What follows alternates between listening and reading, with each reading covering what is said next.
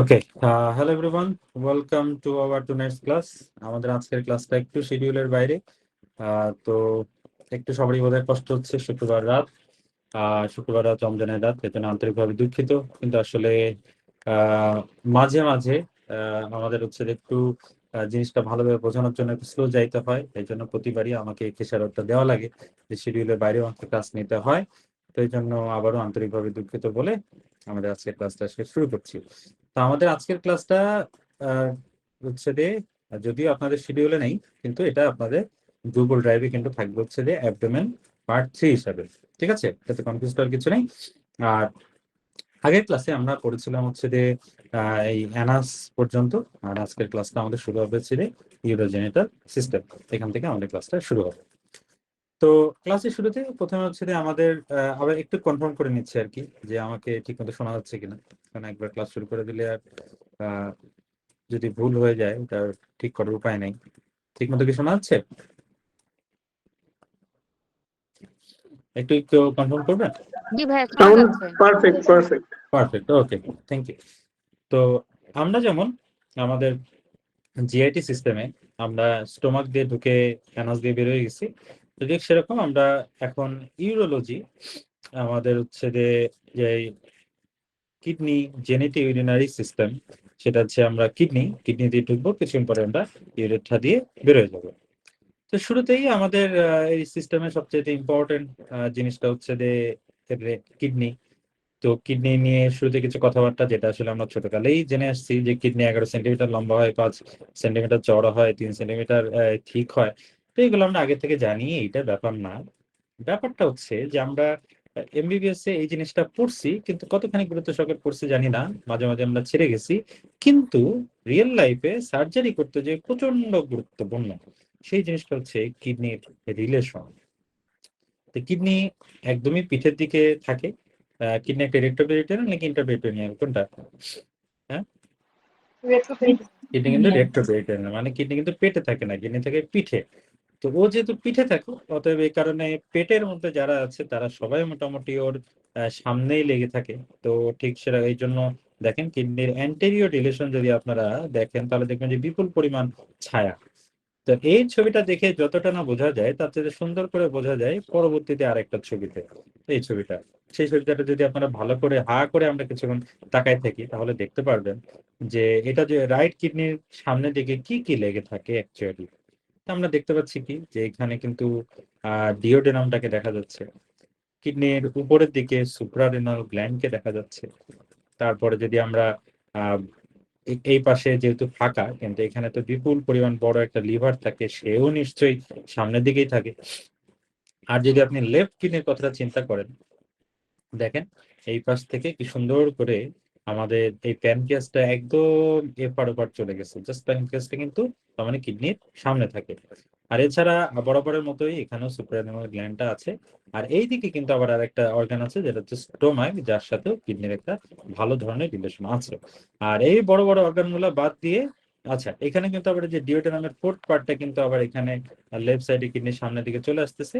আর এছাড়া এই যে এখানে এখানে যেটুকু বেয়ার এলাকা টেলাকা আছে, এখানে আলটিমেটলি স্মল ইন্টেস্টাইন গুলা ঘষে মেজে আর কি থাকে। তো এই কয়েকটা হচ্ছে বেসিক। তো কিডনি যেহেতু পিঠের দিকে থাকে, এই কারণে কিন্তু আমরা কিডনি যখন অপারেশন করতে চাই, তার কিডনিকে কিন্তু আমরা সামনের দিক থেকে কিন্তু কেটে সাধারণত পাই না, জানেন তো এটা, তাই না? যে আপনি স্টোমাকে অপারেশন করতে যাচ্ছেন, লিভারে অপারেশন করতে যাচ্ছেন, আপনি পেটের সামনের দিকে কাটবেন। কিন্তু সামনের দিকে কেটে যদি কিডনিকে ধরতে যান, তাহলে আপনার টোটাল পেটটা এফোর ওপর করে ফেলা লাগবে। তাহলে এর জন্য আপনার গড়িকে আমরা পিছন থেকে পোস্টেরিয়র অ্যাবডোমিনাল ওয়ালে ইনসিশন দিয়ে সাধারণত আমরা কিডনিকে ছোঁয়ার চেষ্টা করি। তো এই কারণে কিডনির অ্যান্টেরিয়র রিলেশন যতটা ইম্পর্টেন্ট, তার চেয়ে বেশি ইম্পর্টেন্ট হচ্ছে তার পোস্টেরিয়র রিলেশন। তো আসেন পোস্টেরিয়রলি তার সাথে কি কি থাকে এটা আমরা দেখে নিই। তো পোস্টেরিয়রলি যদি আপনারা এই যে 3টা শেড দেখতে পান, তাহলে আপনারা দেখতে পারবেন যে কিডনি আসলে পিঠের দিকে 3টা মাসলের উপর পড়ে থাকে। একদম ভিতরের দিকে থাকে হচ্ছে যে সোয়াস মেজর মাসল। তার একটু ল্যাটারালি থাকে হচ্ছে কোয়াড্রেটাস লাম্বারাম, যেটা পিঠের অন্যতম একটা শক্ত মাসল, সাপ্লাই দেয়। আর একদম যদি আমরা ল্যাটারালি চলে যাই, তাহলে যে অ্যান্টেরিয়র অ্যাবডোমিনাল যে মাসলটা, সেটার জাস্ট শুরুটা একটু হালকার উপর ঝাপসা পাওয়া যায়। সেটা কি যে ট্রান্সভার্স অ্যাবডোমিনাস মাসল, এটা হালকা করে একটু ছোঁয়া দিয়ে যায়। তো নিচের দিকে এইটা না যতটা ইম্পর্টেন্ট, সবচেয়ে ইম্পর্টেন্ট কোনটা জানেন? সবচেয়ে ইম্পর্টেন্ট হচ্ছে যে উপরের জিনিসটা। সেটা কি? সেটা হচ্ছে যে কিডনি তো পেটের মধ্যে একটা অর্গান, তাই না? তো এই পেটের মধ্যে থাকা একটা অর্গান, এই কিডনি, একদমই কিডনি বরাবর আপনি দেখে শুনে যদি কিডনিতে ইনসিশন দেন, তারপরেও জানেন পৃথিবীর ইতিহাসে বহু সার্জন বুকের মধ্যে ঢুকে গেছে। এই জিনিসটা হচ্ছে ইম্পর্টেন্ট, যে লাংস থাকে বুকে আর কিডনি থাকে পেটে, কিন্তু কিডনিকে ছুঁইতে গেলে মাঝে মাঝে লাংস চলে আসে। সেটা কিভাবে? সেটা হচ্ছে যে দেখেন, এই আগের ক্লাসে আমি বলছিলাম যে ডায়াফ্রাম আমরা যখন চিন্তা করি, সবসময় চিন্তা করতে আমাদের মাথায় আসে ডায়াফ্রাম মধ্যে এরকম, কিন্তু আসলে ডায়াফ্রাম ওই রকম না। ডায়াফ্রাম কিরকম? এইরকম, ঠিক আছে? তো ডায়াফ্রাম এরকম, একদম ডায়াফ্রামের গা ঘেঁষে লাংসও কিন্তু এর উপর দিয়ে এরকম একটা বাঁকা ভাবেই থাকে। তার মানে কি, আপনি যদি লাংসের অ্যান্টেরিয়রলি চিন্তা করেন, সে কিন্তু মোটামুটি সামনের দিকে এরকম রাউন্ডেড ভাবে পড়ে থাকে, কিন্তু পিছনের দিকে যদি চিন্তা করেন, লাংস একটু দেখুন চিকন হয়ে ডায়াফ্রামের খাঁজ ঘেঁষে একটু পেটের মধ্যে নেমে যায়। তো এই কারণে যেটা হয়, এবং এই বরাবর ধরেন আমার থাকে হচ্ছে যে কিডনিটা, তার মাঝখানে কে থাকে? তার মাঝখানে আমার যদি ডান পাশের কিডনিটা তো আসলে লিভারের চাপে এটা নেমে থাকে, এই কারণে ডান পাশের কিডনিটা শুধু 12 নম্বর রিপসকে পায়, কিন্তু বাম পাশের কিডনিতে তো মানুষের তো লিভার নেই, অথবা ওকে চাপ দিয়ে নামায় দেওয়ার কিছু নেই, জন্য বাম পাশের কিডনিটা কিন্তু উপরে থাকে। অতএব সে আরেকটু উপরে যদি আপনি চিন্তা করেন, তাহলে সে কিন্তু 11 নম্বর রিপসকেও বরাবর সে থাকে, ঠিক আছে? তো এখন আপনি যদি এই জিনিসটা না জানেন, আপনি ধরেন মনে করলেন যে ঠিক আছে, আমি সুন্দর করে এখানে কিডনি আছে বরাবর ইনসিশন দিয়ে দিলাম, কিন্তু বরাবর ইনসিশন দিতে যে দেখা যাচ্ছে আপনি কিডনি পাইলেন না, পাই গেলেন লাংস, লাংস গেল ফুটা হয়ে গেল নিউমোথোরাক্স। পৃথিবীতে এসে বহু সার্জনের দ্বারা এই জাতীয় আকাম হয়েছে। এই কারণে রয়্যাল কলেজ এই জিনিসটাকে খুব পছন্দ করে, যে আপনি জানেন কিনা যে কিডনি পেটের মধ্যে নিচের দিকে পিছনের দিকে থাকলেও কিভাবে কিভাবে জানি কিডনির সাথে লাংসের একটা সম্পর্ক আছে। এই সম্পর্কটা কিভাবে আছে এটা আপনারা বুঝতে পারছেন তো সবাই? এই ভাইয়া পুরা বুঝছেন? জি ভাইয়া, এটা বুঝতে এটা পারছি। কিন্তু কিডনির, এটা আপনাদের মনে রাখতে হবে যে কিডনির অ্যান্টেরিয়রের চাইতে পোস্টেরিয়র রিলেশনটা ইম্পর্টেন্ট। এরপরে যদি তাহলে আমরা কোয়েশ্চেন কিভাবে আসবে? আচ্ছা, মানে মানে মেনলি কোশ্চেনটা আসে হচ্ছে যে ওই কোন কোন মানে কিডনির which of the following is not a relation of posterior relation of kidney, এরকম ভাবে আসতে পারে, ঠিক আছে? দিয়ে দিল বিভিন্ন অর্গানের নাম। তারপরে হচ্ছে যে কোন কোন নিচের কোন রিপস পর্যন্ত কিডনির এক্সটেনশন থাকে না, এভাবে আসতে পারে। কিংবা তারপর হচ্ছে যে এরকম একটা সিনারিও, একটা ধরেন বিশাল বড় একটা সিনারিও দিয়ে দিল যে একটা মানুষ নেফ্রেক্টমি করতে গেছে, তো নতুন সার্জন নেফ্রেক্টমি করতে গেছে, তারপরে কিডনি বরাবর ইনসিশন দিছে, তারপরে হঠাৎ করে সে দেখলো যে একটা গাশ অফ এয়ার কিংবা একটা নিউমোথোরাক্স টাইপের একটা সে ফিলিংস পাইলো। এখন বলতে হবে যে নিচের কোন অ্যানাটমিক্যাল রিলেশনশিপের কারণে আসলে এই এই সার্জিক্যাল এরকম একটা অকারেন্স ঘটলো, এরকম ভাবে কিন্তু আসতে পারে, ঠিক আছে? এই ব্যাপারটা যে আপনার কিডনির সাথে রিপসের সম্পর্ক আছে, কিডনির আপার মোটামুটি হাফ, কিংবা এবং যদি রাইট কিডনি যদি বলি আপার থার্ড, এখানে লাংসের সাথেও একটা রিলেশন আছে, এই জিনিসটা। এরপরে হচ্ছে যে আমাদের কিডনির ফাঁসা, এটা কিন্তু একটা ইম্পর্টেন্ট। সেটা হচ্ছে দেখি যে কিডনি কিন্তু আমাদের 1 নম্বর খুবই গুরুত্বপূর্ণ, আর 2 নম্বর হচ্ছে যে কিডনি কিন্তু পিঠের দিকে লেগে থাকে। তো এই দুইটা জিনিসের কারণে আমি বলছিলাম যে যে জিনিসটা যত গুরুত্বপূর্ণ আল্লাহ তাআলা সেটাকে তত বেশি লেয়ার দিয়ে পেঁচায় রাখে, তত এটাতে ইনজুরি না হয়। তো এই কারণে দেখবেন যে কিডনির অনেকগুলা লেয়ার আছে, এবং তার আবার 2 লেয়ারে তাকে চর্বি ঘিরে রাখে, পেরিনেফ্রিক এবং প্যারানেফ্রিক। তো এই ব্যাপারটা আসেন বুঝি। প্রথম লেয়ারটা যদি চিন্তা করেন, এটা হচ্ছে যে আমার কিডনি। তো কিডনির চারপাশে যে ফাইবার গুলা থাকে আর কি, এমনি কিডনির গা ঘেঁষে, সে ফাইবার গুলা মোটামুটি অর্গানাইজড হয়ে একটা ফাইব্রাস ক্যাপসুল তৈরি করে, যেটা হচ্ছে কিডনির একদম গায়ে লেগে থাকে, যেটাকে আপনি মোটামুটি এভাবে আসলে তোলা সম্ভবই না। তো ওইটা হচ্ছে যে প্রথম লেয়ার কিডনির, যেটাকে আমরা কি বলতেছি, যেটাকে বলতেছি হচ্ছে যে রেনাল ক্যাপসুল।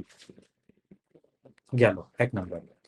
এই রেনাল ক্যাপসুলের চারপাশে থাকে হচ্ছে যে আমার পেরিনেফ্রিক, পেরি মানেই চারপাশে, এই জন্য হচ্ছে যে পেরিনেফ্রিক ফ্যাট এরকম ভাবে থাকে। এরপরে আরেকটা জিনিস দেখেন, পেটটাকে আমরা তো সবসময় বাইরে থেকে চিন্তা করি, এবার একটু ভিতরে থেকে চিন্তা করেন, সবার ভিতরের লেয়ার কোনটা? হ্যাঁ, পেটের যদি লেয়ার চিন্তা করেন, পেরিটোনিয়াম। সবচেয়ে পেরিটোনিয়াম। তো পেরিটোনিয়ামটা একটা কন্টিনিউয়াস লেয়ার, আমাদের কিডনি যেহেতু একটা রেট্রোপেরিটোনিয়াম, তার মানে পেরিটোনিয়ামটা কিডনির সামনে দিয়ে চলে যায়। পেরিটোনিয়ামের বাইরে কে থাকে? Extra peritoneal fat. এই এক্সট্রা পেরিটোনিয়াল ফ্যাটের বাইরে কে থাকে? ফাসা ট্রান্সভার্সাল। এই ফাসা ট্রান্সভার্সালটা দেখেন কিরকম হয়, এই যে নর্মাল, এই যে এই পাশে চিন্তা করেন তাহলে জিনিসটা নর্মাল, যে এই যে আমাদের পেরিটোনিয়াম, পেরিটোনিয়ামের পর এক্সট্রা পেরিটোনিয়াল ফ্যাট, তারপর হচ্ছে ফাসা ট্রান্সভার্সালিস। এই ফাসা ট্রান্সভার্সালিসটা যখন আমাদের নর্মালি যে সামনে পিছনে সব দিক দিয়ে আছে, তখন কিন্তু একটাই লেয়ার, কোনো ধরনের কোনো সমস্যা নেই। যখন সেই যে কিডনির কাছাকাছি আসে, তখন সেই যে রেকটার শীতে যেরকম একটা ভেজাল ছিল না, যে একটা জিনিস ভেঙে দুই ভাগ হয়ে গেছিল, ওই রকম একটা কাহিনী ঘটে। ফাসা ট্রান্সভার্সালিসটা দুইটা ল্যামিনাতে ভাগ হয়ে যায়। এই যে ভাগ হয়ে গেল কিন্তু, দেখছেন এইরকম ভাবে ভাগ হয়ে গেল। একটা চলে গেল পিছন দিক দিয়ে এরকম করে একদম আমার ভার্টিব্রার সামনে দিয়ে অন্য কিডনির পিছনে, এই যে এই পাশে আরেকটি কিডনি আছে, আর আরেকটা লেয়ার চলে গেল এই যে এই কিডনির সামনে হয়ে, তারপর আপনার এদিকে আবার এই যে অ্যাওর্টা এবং ইনফিরিয়র ভেনা কাভার সামনে হয়ে ওই পাশের কিডনির সামনে। এই যে নতুন এই লেয়ারটা, এইখানেই এই যে ফাসা ট্রান্সভার্সালি দুই ভাগে ভাগ হয়ে গেল, এইটাকে আমরা আলাদাভাবে আমরা নাম দিয়ে আদর করে ডাকতেছি গেরোটা কিংবা জেরোটাস ফাসা। তো এই ফাসার ভিতরে কিন্তু থাকতেছে হচ্ছে আপনার পেরিনেফ্রিক ফ্যাট, আর এই ফাসার বাইরে, এই ফাসার বাইরে ফ্যাটটা কি ফ্যাট বলেন তো দেখি? ওই যে এক্সট্রা পেরিটোনিয়াল ফ্যাট, ওই এক্সট্রা পেরিটোনিয়াল ফ্যাটটাকে আমরা এখন বলতেছি প্যারানেফ্রিক ফ্যাট। প্যারা, পেরি মানে চারপাশ ঘিরে যে থাকে, আর প্যারা মানে সাইডে যে পড়ে থাকে। তাহলে বোঝা গেছে পেরিনেফ্রিক প্যারানেফ্রিক ফ্যাট কোথায় থাকে? পেরিনেফ্রিক কিসের মধ্যে থাকে? রেনাল ক্যাপসুল এবং আর কি ফাসা অফ জেরোটার মাঝখানে। জেরোটাস ফাসার ভিতরে হ্যাঁ, মাঝখানে আর জেরোটার বাইরে থাকে হচ্ছে যে প্যারানেফ্রিক ফ্যাট। প্যারানেফ্রিক ফ্যাট। প্যারানেফ্রিক ফ্যাট। তো এটার আবার একটা বিভিন্ন ধরনের আছে, ইন্ডিকেশন আছে, মানে ক্লিনিক্যাল ইমপ্লিকেশন আছে। যেমন হচ্ছে যে ধরেন আমরা যদি একটা রেনাল ইনজুরি হয়, এবং রেনাল ইনজুরি হইলে আমরা তো মনে করতে পারি যে আমাদের কিডনির এখান থেকে গলগলায় রক্ত আসবে, এবং গলগলায় রক্তটা মানে পেটের মধ্যে থই থই করবে। কিন্তু এমন যদি হয় যে ধরেন আপনার ফাসা জিরোটা এটা হ্যাম্পার হয় নাই, তখন কিন্তু এটা সাধারণত এরকম কিডনির এই আপনার পেরিটোনিয়াল ক্যাভিটির মধ্যে আসবে না। এটা সুন্দর করে এখানে একটা লোকালাইজ একটা হেমাটোম হয়ে বসে থাকবে। শুধুমাত্র যখন এই যে ফাঁসাব জড়োটাটা হ্যাম্পার হয়ে যায়, তখন শুধুমাত্র এই রক্তটা পেটের মধ্যে থই থই করে। তো এরপরে আসেন আমরা একটু কিডনির মধ্যে ঢুকি। এটা হচ্ছে ছোটকালের পড়া। কিডনি কয় ভাগে বিভক্ত? কিডনি দুই ভাগে বিভক্ত, তাই না?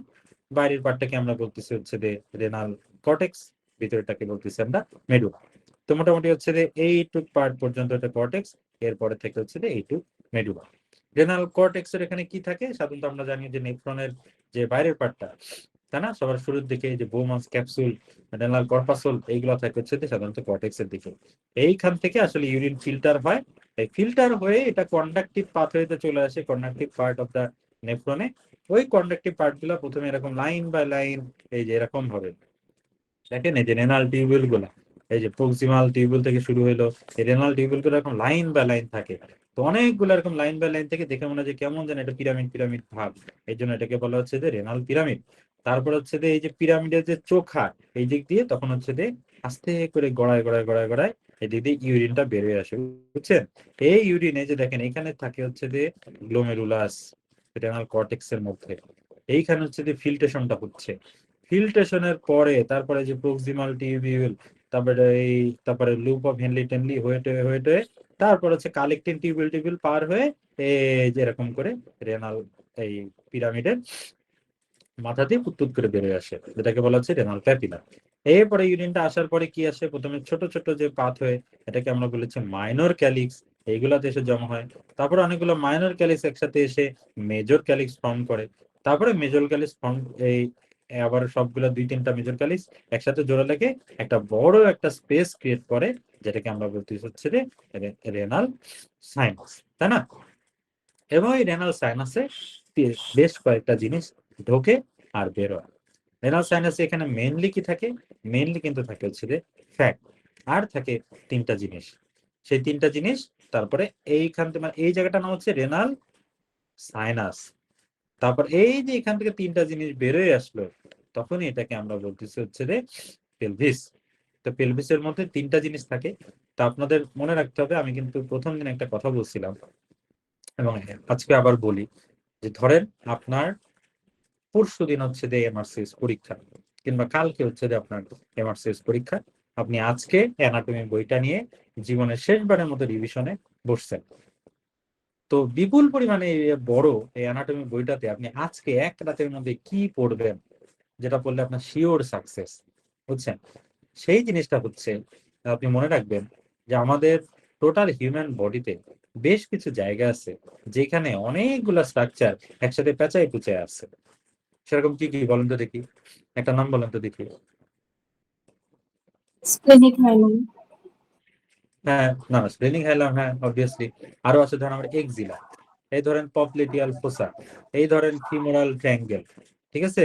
তারপরে ধরেন এই যে স্প্লিনের হাইলাম, তারপরে হচ্ছে যে আমার লিভারের হাইলাম। তো এই জিনিসগুলাতে আপনার সব মানে এইখান থেকে অবশ্যই অবশ্যই অবশ্যই কোশ্চেন আসে। কিভাবে কোশ্চেন আসে? এই যে পেঁচায় পুচে আছে এর মধ্যে কোনটা সামনে, কোনটা পিছনে, কোনটা মিডিয়ালি, কোনটা ল্যাটারালি, বুঝতে পারছেন?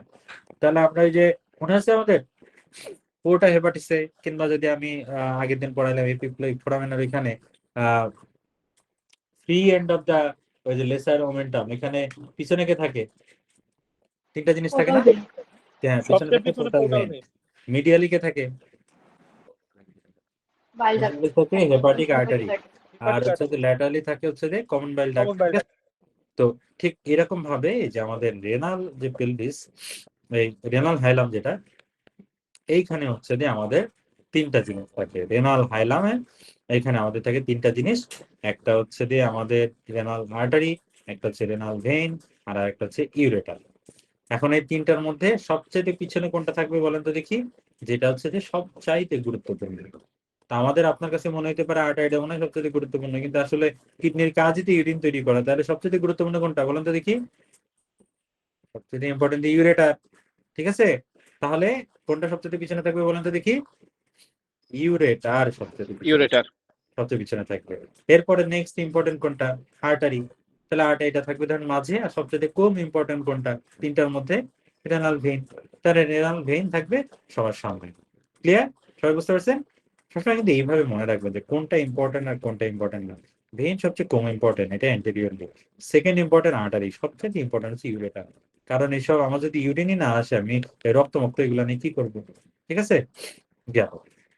এরপরে আমাদের একটা জিনিস খুব ইম্পর্টেন্ট, সেটা হচ্ছে যে ডেভেলপমেন্ট অফ দ্য কিডনি, ঠিক আছে? এইটা আমি বললাম যে যে কথা উঠতেছিল না, যে রিসেন্টলি এমআরসিএস এর যে প্যাটার্নে একটু পরিবর্তন আসছে।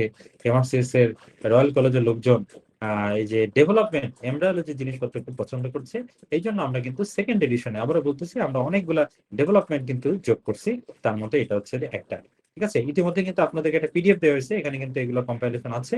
আর এছাড়াও আপনারা যদি মনে চান, আমি কিছু এখানে রাখবো, এখানে আপনারা স্ক্রিনশট নিয়ে নিতে পারবেন, ঠিক আছে? তো এই জায়গাটাতে আমি একটু 1 থেকে 1.5 মিনিটের 1 মিনিট 60 সেকেন্ড আমি একটা ব্রেক নিচ্ছি। আজকে একটু তাড়াহুড়োর মধ্যে বসছি, তো একটু পানি নিয়ে বসি নাই, পড়াইতে পড়াইতে আমাদের একটু মুখ শুকাই গেছে। আর এর মধ্যে আপনারা একটু এখান থেকে একটু স্ক্রিনশটটা নিয়ে নেন। উইদিন 60 সেকেন্ড আমি পানি নিয়ে আবারও আমার স্টেশনের সামনে বসতেছি।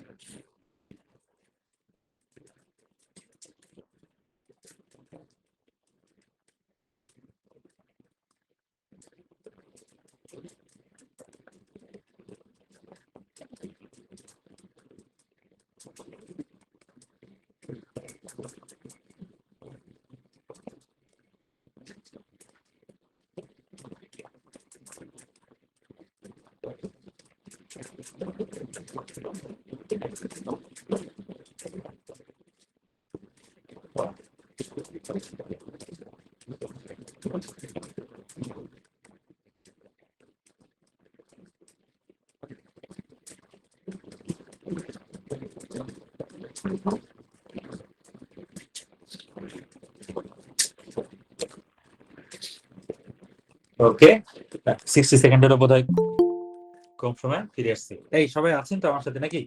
আমার ঘুমাই টুমে গেলেন? ওকে, হ্যাঁ। তো প্রথম জিনিসটা হচ্ছে, আসেন আমরা কিডনি কিভাবে ডেভেলপ হয় এই জিনিসটা একটু বুঝি। কিডনি ডেভেলপমেন্ট হওয়াটা খুব আজব একটা সিস্টেম। সেই জিনিসটা কি? কিছু কিছু জিনিস তৈরি হয়, কয়েকটা স্ট্রাকচার, আবার সেগুলো ফুটুস করে মরে যায়।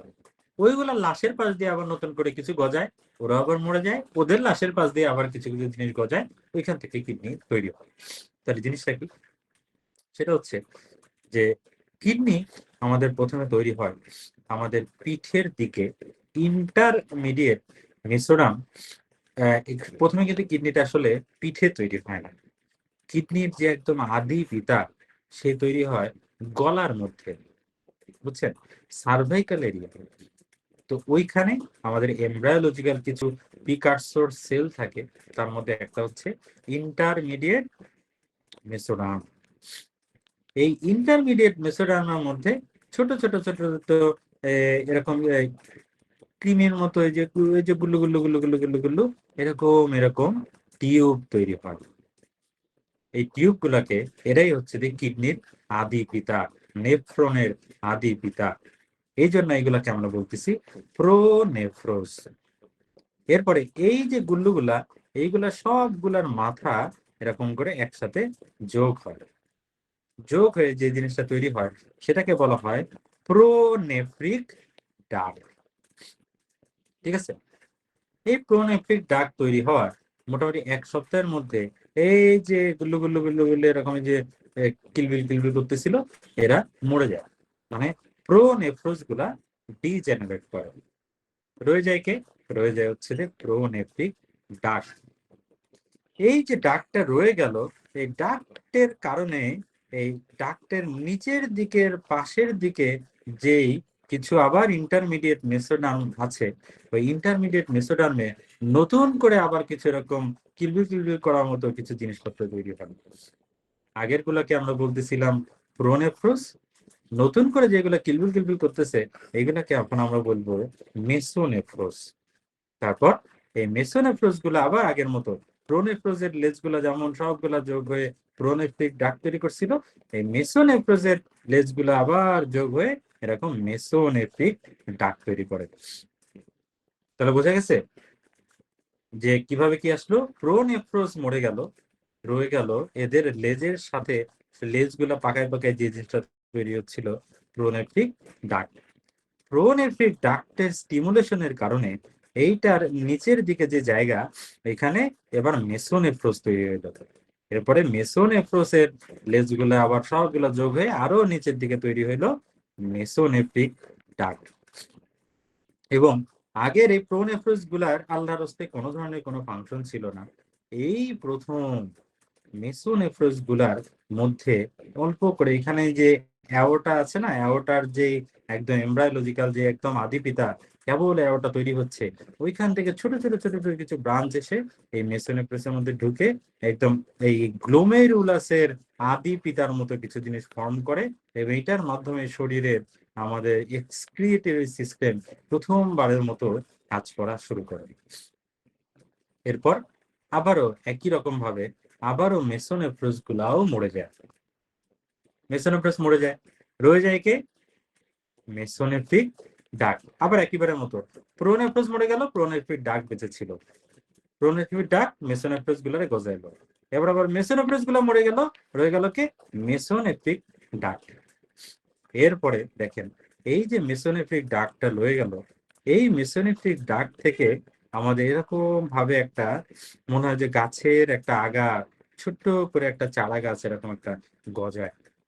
এই চারা গাছটাকে আমরা বলতেছি হচ্ছে যে ইউরেটারি বার্ড। ছোট্ট করে একটা এরকম বার্ড গজাচ্ছে। এই বার্ডটা কোথায় ঢুকে যায় জানেন? এতক্ষণে আপনার এই যে কোমরের এইখানে লাম্বার রিজিয়নে, যে এখানে আবার মেসোডাম আছে, এইটার মধ্যে ঢুকে গেল আমাদের এই ইউরেটারি বার্ডটা। ঢুকে যে এটার মধ্যে এরকম এরকম এরকম এরকম ভাবে ব্রাঞ্চিং করে ফেললো। এই ব্রাঞ্চিং করার মাধ্যমে কি হইলো? আমাদের এই যে এখানে আমাদের এখানে একটা মাংস পিণ্ডের মধ্যে ইউরেটারিক বার্ডটা ঢুকে গেল, এই মাংস পিণ্ড থেকেই তৈরি হলো আমাদের কিডনি। সে মাংসপিণ্ডটার নাম হচ্ছে মেটানেফ্রিক ব্লাস্টেমা। এই মেটানেফ্রিক ব্লাস্টেমা থেকে কিডনির শুধুমাত্র সিক্রেটরি পার্টটুকু, ওইটুকু তৈরি হয়। কোনটা তৈরি হয়? গ্লোমেরুলাস, বোনাস ক্যাপসুল, এইগুলো তৈরি হয় হচ্ছে মেটানেফ্রিক ব্লাস্টেমা থেকে। আর এর পরে থেকে কিডনি যে টোটাল কন্ডাক্টিভ পাথওয়ে, যেমন আপনার প্রক্সিমাল, কনভলিউটেড টিউবিউল, সকল ধরনের টিউবিউল টিউবিউল যা আছে, সকল ধরনের টিউবিউল গুলা আমাদের তৈরি হচ্ছে এই আমাদের এই ইউরেটারি বার্ড থেকে। ঠিক আছে, তাহলে এই যে আমাদের ডিস্টাল কনভলিউটেড টিউবিউল পর্যন্ত আসে হচ্ছে যে মেটানেফ্রিক ব্লাস্ট থেকে, আর ডিস্টাল কনভলিউটেড টিউবিউল থেকে শুরু করে বাকি পুরাটা আসে হচ্ছে যে ইউরেটারি বার্ড থেকে। তাহলে কি আপনারা কিডনির এটা বুঝতে পারছেন? হ্যাঁ ভাই কোনটা কোন জায়গা থেকে আসতেছে আরেকবার একটু কাইন্ডলি।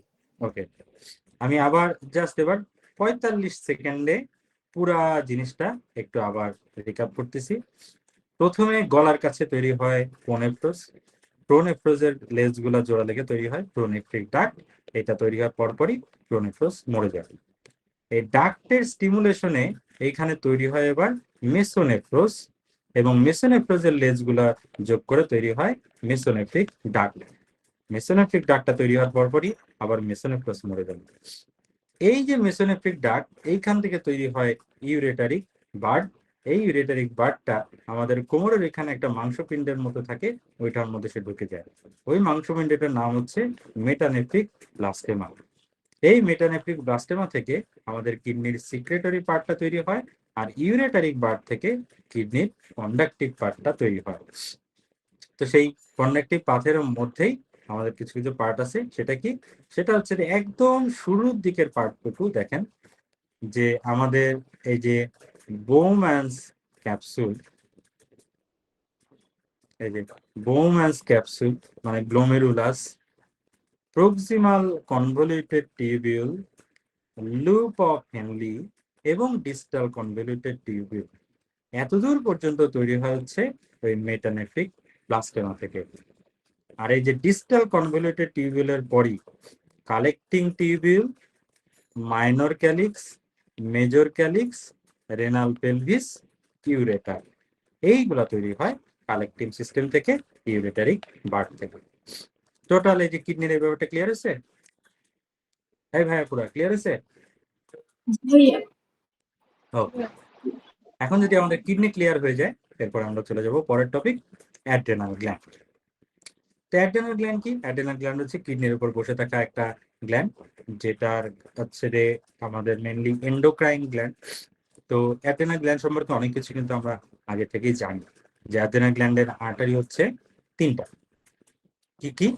সুপিরিয়র অ্যাড্রেনাল যে আর্টারি, যেটা সুপিরিয়র সুপ্রাড্রেনাল আর্টারি, এটা কোথা থেকে আসে বলেন তো দেখি, মনে আছে? এই ওই যে ফেনিক আর্টারি, ফেনিক আর্টারি থেকে, ইনফেরিয়র ফেনিক আর্টারি থেকে আসে। তারপর ইনফেরিয়র সুপ্রারেনাল আর্টারি কোথা থেকে আসে? কিডনি থেকে। আর মিডিল সুপ্রারেনাল আর্টারিটা সরাসরি কোথা থেকে আসে? অ্যাওর্টা থেকে।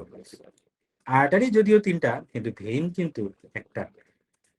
তো এই ভেইনের মধ্যে আবার কাহিনী কি দেখেন, যে আমরা জানি কি যে আমাদের ভেইন, আমাদের আর্টারির মধ্যে বসকে অ্যাওর্টা, সে থাকে কোথায়?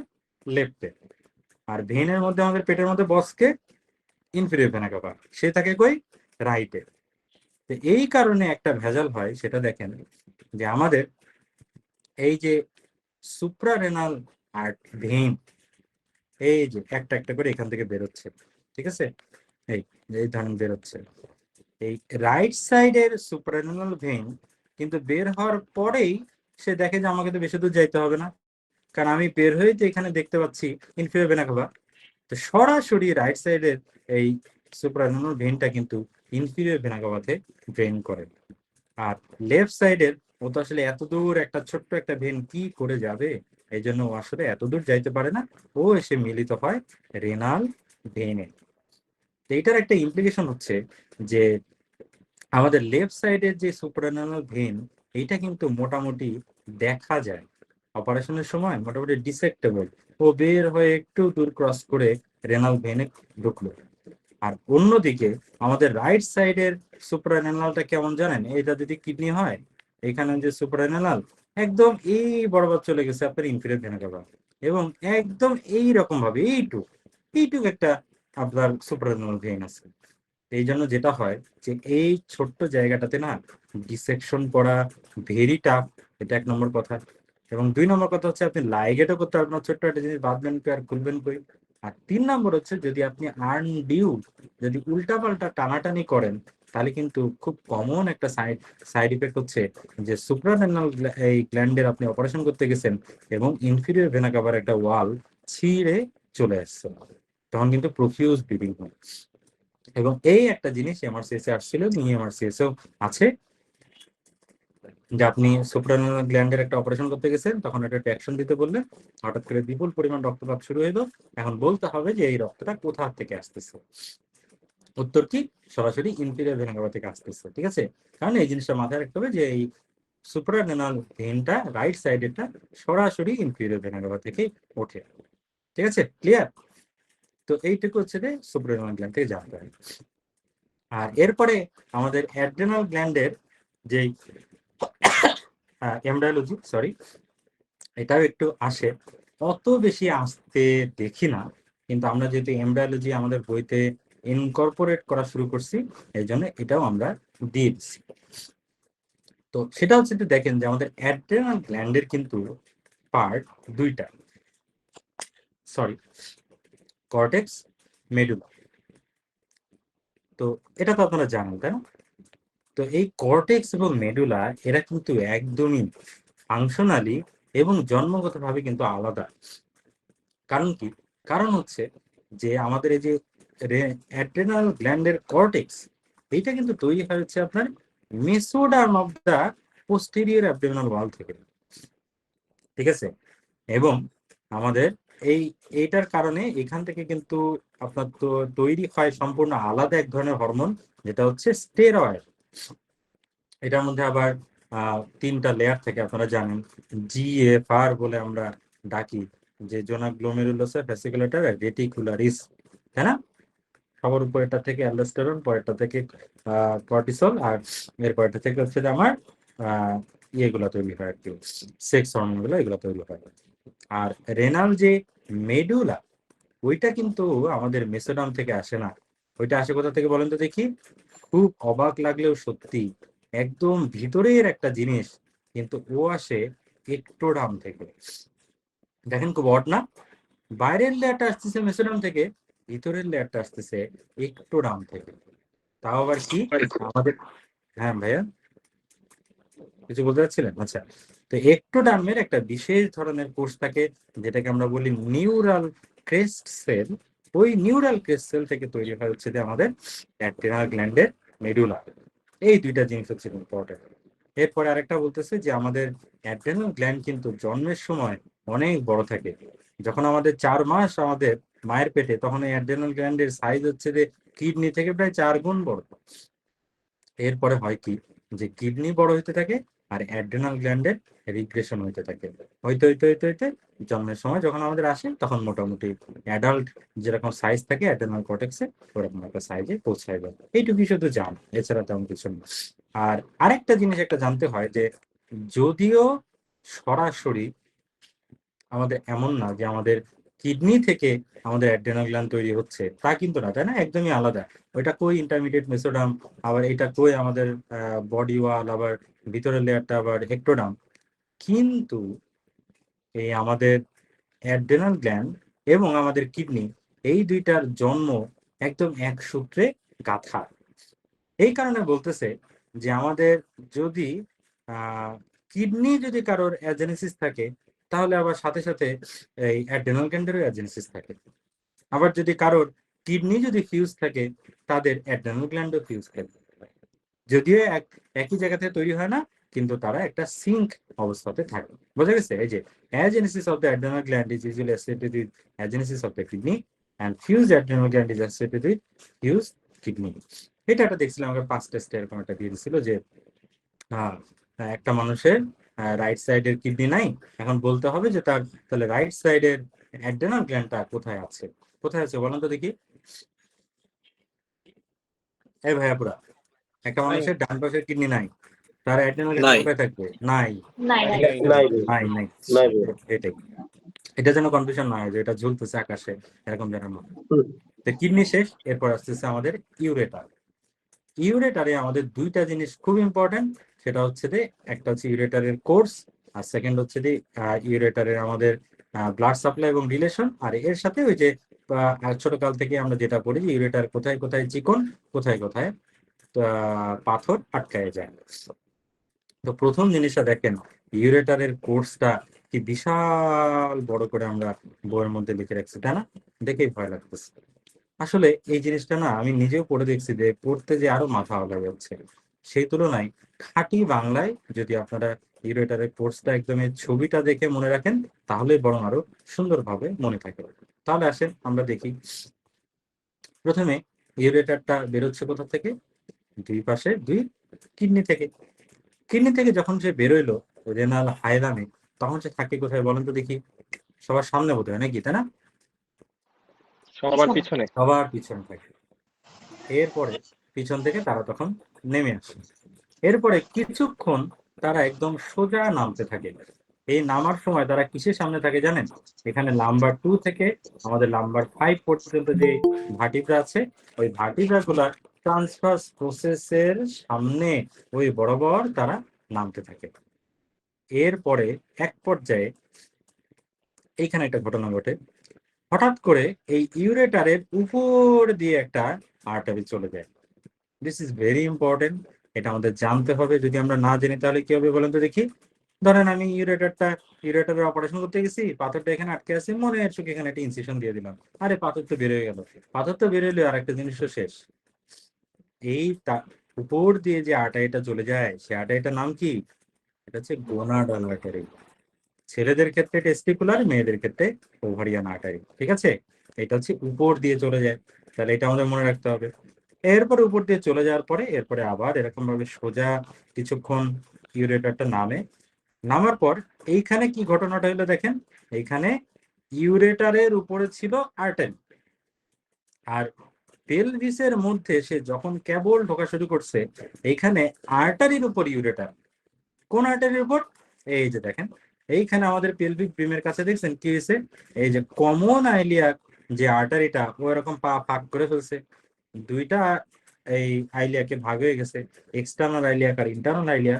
এই যে পাটা ভাগ করছে, এই পা ফাঁকের মাঝখান দিয়ে আমাদের ইউরেটারটা চলে আসে। তাহলে ইউরেটারটা এখানে কোন দিক দিয়ে যায়? Along the bifurcation of the iliac artery. এবং এখানে সে আর্টারির উপরে থাকে না নিচে থাকে? আর্টারি উপরে নাকি ইউরেটার উপরে? এই ভাইয়া উপরে। ইউরেটার উপরে। ইউরেটার উপরে গেল। এরপরে সে এরকম সুন্দর করে এবার তলপেটের মধ্যে ডুব দিল। ডুব দিয়ে সে পেলভিসের ল্যাটারাল ওয়াল দিয়ে সে কিছুক্ষণ নামতে থাকে। নামার পরে এখানে আমাদের একটা যে ইসচিয়াল স্পাইন আছে, এই ইসচিয়াল স্পাইনের এখানে এসে সে একটু কার্ভ হয়ে তারপর লাফ দিয়ে সে আমাদের ইউরিনারি ব্লাডারের পিছন দিক দিয়ে ঢুকে যায়। পিছন দিকটাকে কি বলে? ব্লাডারের কি বলে? বেস বলে। বেস দিয়ে ঢোকে এবং সেই জায়গা দিয়ে ঢোকে, সেটার নাম কি? এখানে একটা 3 কোণা একটা জায়গা থাকে, ট্রাইগন। বলে ট্রাইগন। ট্রাইগনের দুই পাশের দুই যে মাথা, ওই বরাবর ফুটা করে আমাদের ইউরেটারে ইউরিন গুলা ব্লাডারের মধ্যে ঢুকে পড়ে। এই যে চলার পথে ইউরেটারের ক্যারেক্টার খুব খারাপ। চলার পথে সে যখন যাকে কাছে পাইছে সে তাকে আপন করে নিছে। সেটা কি? সেটা হচ্ছে ইউরেটারের blood supply. Ureter blood supply কিন্তু খুব জটিল। দেখেন এই যে renal artery, aortic branch, nodal branch, common artery, internal artery কেমন কেমন লাগতেছে। কিন্তু যদি আপনি এইভাবে মনে রাখেন, আপনি তো কোর্সটা পড়ে ফেলছেন তাই না? তাহলে আপনি তো জানেন, এখন আপনার চোখ বন্ধ করলে আপনার চোখের সামনে এই ছবিটা ভাসে। তাহলে আপনি দেখেন, তাহলে সবার আগে সে কাকে পাইছে? কিডনি। তাহলে কিডনি থেকে সে ব্রাঞ্চ নিছে। এরপরে কারে পাইছে? অ্যাওর্টা থেকে সে ব্রাঞ্চ নিছে। এরপরে কাকে পাইছে? কাকে পাইছে? গোনাডাল আর্টারি থেকে সে ব্রাঞ্চ নিছে। এরপরে সে আইলিয়া আর্টারি গুলারে পাইছে, আইলিয়া আর্টারি থেকে নিছে, কমন কিছু পাইছে। আর এই যে তলপেটের ভিতরে যখন ঢুকে গেল ইন্টারনাল আইলিয়াকে পাইলো, তখন ইন্টারনাল আইলিয়া থেকে ব্রাঞ্চ নিছে। দেখছেন? এইভাবে আমাদের মনে রাখতে হবে ইউরেটারের ব্লাড সাপ্লাই এবং রিলেশন। এরপরে আমরা যদি পরের জিনিসটা আসি, সেটা হচ্ছে ইউরেটার কোথায় কোথায় ইসের চিকন হয়ে যায়, পাথর কিসে আটকায়। ঠিক আছে? তাহলে আমাদের ইউরেটার কোথায় কোথায় চিকন হয়? এক হচ্ছে যে ইউরেটার যেখান থেকে বেরোচ্ছে, দুই হচ্ছে ইউরেটার যেখান থেকে ঢুকছে, আর তিন হচ্ছে ইউরেটার যেখানে যে একটা লাফ দিছে। তাহলে কি কি? একটা হচ্ছে যেখান থেকে বেরোচ্ছে, এই যে রেনাল পেলভিস এবং ইউরেটার পেলভি ইউরেটারিক জাংশন, যেখানে ঢুকছে সেটা হচ্ছে ইউরেটারের এই আপনি ureteric orifice of the urinary bladder, মানে ব্লাডারের মধ্যে যেখানে সে ঢুকতেছে। আর আরেকটা হচ্ছে পেলভিক ব্রিম, যেখানে এসে সে অ্যাবডোমেন থেকে পেলভিসের মধ্যে লাফ দিচ্ছে। তাহলে পাথরে যদি আটকায় তাহলে এই তিনটার মধ্যে একটাতেই আটকায়। ঠিক আছে, তাহলে আমাদের ইউরেটার শেষ। এরপরে আমরা আসলাম হচ্ছে যে ব্লাডার। ব্লাডারের ক্ষেত্রে সবচাইতে একটা ইম্পর্টেন্ট একটা জিনিস হচ্ছে ব্লাডারটা আসলে আছে কোথায় এবং এটার অ্যাবনর্মাল পেরিটোনিয়াল রিলেশন। সেটা হচ্ছে যে কি দেখেন যে ব্লাডার আসলে কি বলেন তো দেখি, ব্লাডার কি আসলে ইন্ট্রাপেরিটোনিয়াল নাকি রেট্রোপেরিটোনিয়াল নাকি কি নাকি এক্সট্রা পেরিটোনিয়াল? সাবপেরিটোনিয়াল। হ্যাঁ হ্যাঁ সাবপেরিটোনিয়াল ভাইয়া, হ্যাঁ পেরিটোনিয়ামের নিচে। হ্যাঁ হ্যাঁ, পেরিটোনিয়াম নিচে অ্যাকচুয়ালি, মানে এক্সট্রা বলাই ভালো। আসলে সাব টাব বলাটা একটু মানে অনেক টেক্সটে দিকে যে সাব জিনিসটাকে এভাবে মানে না। ঠিক আছে, নিচে আসলে কেমন কেমন দেখায়, কিন্তু ঘটনা আপনি যেটা বুঝছেন তাই। সেটা হয় কি দেখেন যে পেরিটোনিয়াম এইখান থেকে যে এরকম ভাবে নামতেছে নামতেছে নামতেছে নামতেছে, নামতে নামতে আসলে ভালো মানুষ হইলে কি কাজ ছিল একদম তলা পর্যন্ত যে এদিকে দিক দিয়ে বেরিয়ে আসা, কিন্তু সেটা না করে সে কি করলো, এইখানে এসে চুই করে সে ব্লাডারের উপর দিয়ে এসে এই যেখানে এরকম একটা আমাদের পাউচ তৈরি করে রেকটামের সামনে দিয়ে সে চলে গেল। এটার কারণে কাজটা কি হইলো দেখেন, ব্লাডারটা কিন্তু পেরিটোনিয়ামের বাইরে পড়ে গেল। এবং তার এটার একটা ইমপ্লিকেশন দেখেন, ব্লাডার কিন্তু আসলে গোল না, তাই না? ব্লাডার কিরকম, ব্লাডার হচ্ছে একটা আসলে তিন কোণা একটা জিনিস, মোটামুটি এইরকম একটা জিনিস। এটা হচ্ছে ব্লাডারের অ্যাপেক্স, এটা হচ্ছে ব্লাডারের সুপিরিয়র সারফেস, এটা হচ্ছে ব্লাডারের বেস। তো এইখানে একটা জিনিস যেটা হয়, একটা জিনিস দেখেন যে ব্লাডার কিন্তু আসলে পেরিটোনিয়ামের বাইরে। এখন এই কারণে এই ব্লাডার যখন বড় হয় তখন তো ব্লাডার ফোলে, তো ব্লাডার যখন ফোলে ব্লাডার কোন দিকে যায় বলুন তো দেখি? কমন সেন্সে কিন্তু আমাদের বলে যে ব্লাডার আসলে ফুলতে ফুলতে ফুলতে ফুলতে এরকম যায়, তাই না? এটাই তো কমন সেন্স। কিন্তু কমন সেন্সকে অগ্রাহ্য করে ব্লাডার আসলে কি করে জানেন? ব্লাডারের এই যে মাথাটা আছে না, হ্যাঁ, এই মাথাটা আস্তে আস্তে আস্তে আস্তে এরকম করে বড় হইতে থাকে, এই যে এরকম করে বড় হইতে থাকে, এই যে এরকম করে বড় হইতে থাকে। এরকম করে সে আমাদের অ্যান্টেরিয়র অ্যাবডোমিনাল ওয়ালের মধ্যে ঢুকে যায়, বুঝছেন? এরকম কিন্তু যায় না, এই যে সামনের দিকে ঢুকে যায়। এই কারণে দেখবেন যে আমরা সুন্দর করে অ্যান্টেরিয়র অ্যাবডোমিনাল ওয়াল আমরা পালপেট করতে পারি। ঠিক আছে, তাহলে তখন ব্লাডারটা থাকে কই বলেন তো দেখি? এখানে ওই যে পেরিটোনিয়ামের বাইরে, কিন্তু আশা ট্রান্সভার্সালিসের নিচে, এরকম একটা জায়গায় মোটামুটি ব্লাডার থাকে। তাহলে এইটার একটা ইমপ্লিকেশন হচ্ছে যে আমরা যখন এই যে ব্লাডার আউটলেট অবস্ট্রাকশন হয় না, ইউরেথ্রা অবস্ট্রাকশন যখন হয় তখন আমরা কি করি বলুন তো দেখি? ইউরিন বের করে দেওয়ার জন্য একটা কাজ করি, সে কাজটা কি? সুপ্রাপিউবিক সিস্টোস্টমি। সুপ্রাপিউবিক সিস্টোস্টমি, এসপিসি। সেটা হচ্ছে দেখি যে আমাদের এইখানে হচ্ছে যে আমাদের পেলভিস, এই যে এইটা হচ্ছে আমাদের পেলভিস, পেলভিস এই পেলভিসের উপর দিয়ে আমরা এরকম ভাবে একটা নিডিল ঢুকাই দিই, নিডিল ঢুকাই দিই, নিডিল ঢুকে আমরা একদম ব্লাডারের মধ্যে ঢুকাই দিই। তারপর একটা ট্যাক্ট হয়ে যায় এদিক দিয়ে, তারপর আমরা একটা টিউব রেখে দিই, এদিকে গলগলায় গলগলায় ইউরিন আসে। এখন বলেন তো দেখি, এই যে আমরা এসপিসির যে নিডিলটা ঢুকাচ্ছি, এ যাওয়ার পথে কোন কোন স্ট্রাকচারকে পিয়ার্স করে বলেন তো দেখি লাইন ধরে? একটা শুধু মাথায় রাখেন যে এটা কিন্তু আমরা একদম মিড লাইনে ঢুকাই। ঠিক আছে, এবার তাহলে বলেন কাকে কাকে সে পিয়ার্স করতে করতে যায়? প্রথমে চামড়া, জান সবচেয়ে সহজ টাইম করে দিলাম। এরপর সাবকিউটেনিয়াস টিস্যু, সুপারফিশিয়াল ভাষা। হ্যাঁ, সুপারফিশিয়াল পাশা, তারপর anterior rectus sheath, mid line, mid Mid line, line. ও মিডলাইন, লিনিয়াল বা Lineal. লিনিয়াল বার, লিনিয়াল বা, লিনিয়াল বার। লিনিয়াল বা, হ্যাঁ এক্স্যাক্টলি, এরপরে লিনিয়াল বার পরে রেক্টাস মাসল, আবার রেকটাস মাসল, মাঝখানে রেকটাস ও মাসল সরি, হ্যাঁ, দুই পাশে পাশা ট্রান্সভার্সালিস, পাঁচটা ট্রান্সভার্সালি, এক্সট্রাপেরিটোনিয়াল এক্স্যাক্টলি প্যাচ, এক্স্যাক্টলি। তারপর প্যারাটাল পেরিটোনিয়াম। না না ব্রো, এই জায়গাতেই ধরা। সেটা হচ্ছে যে আপনি পেরিটোনিয়াম পর্যন্ত কিভাবে পৌঁছাবেন? আপনার ব্লাডার আছে কই? পেরিটোনিয়ামের আগে। এই কারণে এখানে কি হবে? স্কিন, সাবকিউটেনিয়াস টিস্যু, লিনিয়াল বা ফাসা ট্রান্সভার্সালিস, ব্লাডার। পেরিটোনিয়াম কিন্তু পাবে না, কারণ পেরিটোনিয়াম আছে কই? ব্লাডারের পিছনে। এই জিনিসটাই এমআরসিএস পরীক্ষাতে বেশ কয়েকবার আসতে দেখা গেছে। যে এই কনসেপ্টটা বিল্ড আপ করা যে আমরা ব্লাডারকে যখন পিয়ার্স করতে যাই তখন কিন্তু আমরা পেরিটোনিয়ামকে ধরিই না, পেরিটোনিয়ামেরও অনেক আগে থাকে ব্লাডার। এই জিনিসটাকে সবাই বুঝতে পারছেন? জি ভাইয়া। ওকে, তাহলে এটা একটা জিনিস গেল। সেকেন্ড আমাদের আরেকটা জিনিস আছে, সেটা হচ্ছে যে আমাদের এই ব্লাডারের আমাদের একটা ভেনাস ড্রেনেজ, এটা একটা জিনিস আছে। সেটা হচ্ছে যে আমাদের নর্মালি তো বিভিন্ন অর্গানের সুন্দর করে একটা হাইলাম থাকে, হাইলাম দিয়ে একটা করে আর্টারি বের হয়, কিন্তু ব্লাডারের ক্ষেত্রেটা না ব্যাপারটা এরকম না। এই যে ব্লাডারটা পড়ে আছে, ব্লাডারটা আছে কই বলেন তো দেখি? ব্লাডারটা আমাদের এইটা হচ্ছে যে আমার এই যে এইটা হচ্ছে যে আমার সিম্পাইসিস পিউবিস, সিম্পাইসিস পিউবিসের পিছনে পড়ে আছে ব্লাডার। সিম্পাইসিস পিউবিসের মোটামুটি উপরের দিকে ব্লাডারের এই অ্যাপেক্সটা একটু হালকা করে পড়ে আছে।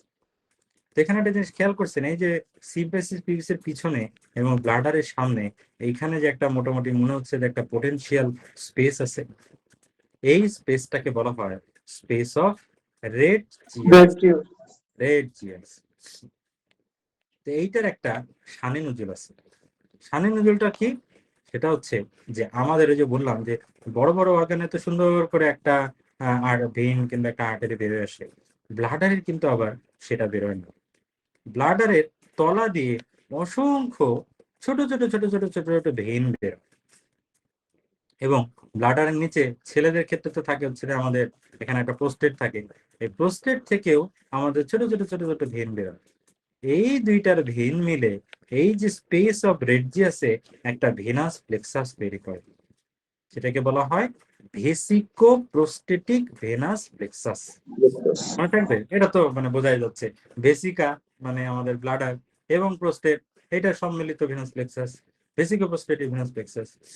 এরপরে এইটা থেকে তারপরে আমার কয়েকটা মোটা ভেন তৈরি হয়, ওই ভেনটা পরবর্তীতে ইন্টারনাল আইলিয়াক ভেনে ড্রেইন করে।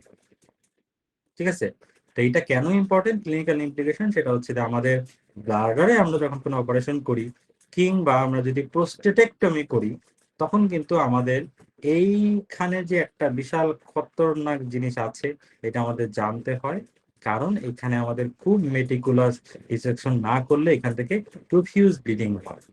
তো এই জিনিসটা যেহেতু ক্লিনিক্যালি ইম্পর্টেন্ট, অপারেশন করার সময় এইখানেই সবচেয়ে ইম্পর্টেন্ট মানে ধৈর্য নিয়ে করতে হয়, এই কারণে এমআরসিএস এও এই জিনিসটার অ্যানাটমিটা খুব আসে, যে এই যে স্পেস অফ রেডজিয়াসে ভেসিকোপ্রোস্টেটিক ভেনাস প্লেক্সাসটা থাকে, ব্লাডার যে সরাসরি কোনো ভেন দিয়ে যায় না, ড্রেন করে ভেসিকোপ্রোস্টেটিক ভেনাস প্লেক্সাসে, এই জিনিসটা আসে। গেল। এরপরে ব্লাডারের যে লিম্ফেটিক ড্রেনেজ, ইনারভেশন, এটা আমরা ছোট গেলে বলছি, ইউরিনেশন, ড্রেনেশন, এটা আমি স্কিপ করে যাচ্ছি।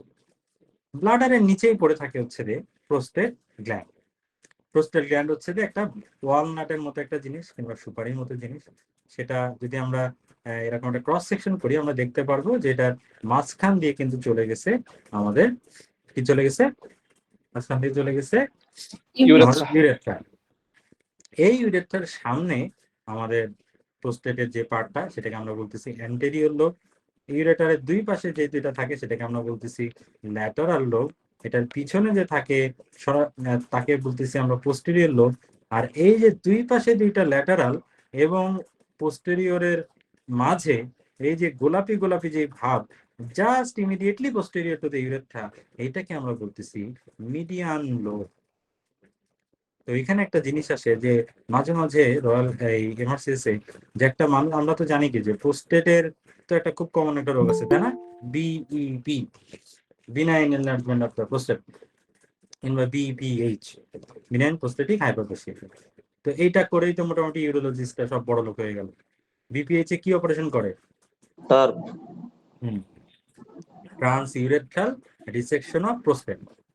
তো এইখানে একটা জিনিস আছে, বলে যে একটা লোকের এরকম 40 বছর বয়সে তার বিনাইন এনলার্জমেন্ট অফ প্রোস্টেট হয়েছে, তারপরে তার টার্প করা হলো, প্রোস্টেট কেটে ফেলা হলো, এরপরে তার 60 বছর বয়সে যে তার আবার প্রোস্টেটে ক্যান্সার ধরা পড়লো।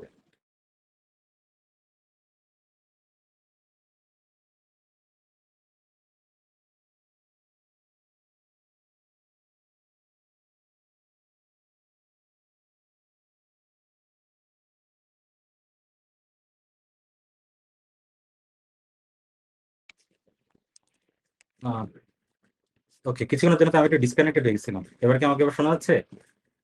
জি ভাইয়া। ভাইয়া শোনা যাচ্ছে। একটু জনের জন্য কি স্ক্রিন একটু অন্ধকার হয়ে গেছিল না নাকি? একটু হয়ে যাওয়ার কথা।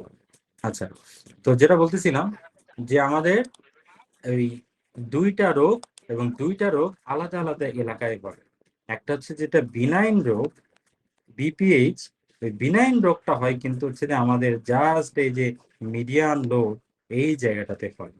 এই কারণে আমরা কি করি, টার্পে এই দিক দিয়ে আমরা এতে এই যে ইলেকট্রোস্কোপ কিংবা সিস্টোস্কোপ ঢুকাই দিয়ে তারপরে এইখানে আমরা কেটে এইখানে যতটুকু আমাদের আছে ওইটারে কুড়াই এই দিক দিয়ে কেটে বের করে আনি। কিন্তু এই যে টোটাল পেরিফেরাল যে জোন, এখানে আমরা কোনো হাত দিই না, জাস্ট মাঝখান থেকে যতটুকু উঁচা ওইটুকু আমরা কুড়াই নিয়ে আসতেছি। কিন্তু অন্যদিকে যেই পেরিফেরাল জোনটাকে আমরা রেখে আসলাম, ক্যান্সার নাকি আবার এই পেরিফেরাল জোনেই বেশি হয়। এই জিনিসটাই বলতে যাচ্ছি যে এই যে পেরিফেরাল জোনে মোস্ট প্রোস্টেট ক্যান্সার আর হেয়ার, আর মিডিয়ান লোবে বিইপি এফেক্টস হেয়ার। বুঝতে পারছেন আপনারা?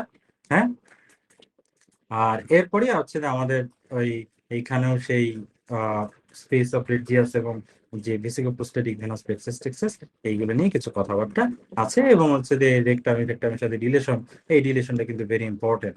যে প্রোস্টেটের এই যে সামনের দিকে ভেনাস প্লেক্সাসটা থাকে, পিছনের দিকে রেকটাম থাকে, কারণ কি ডিআরই করে কিন্তু আমরা প্রোস্টেটকে ফিল করতে পারি।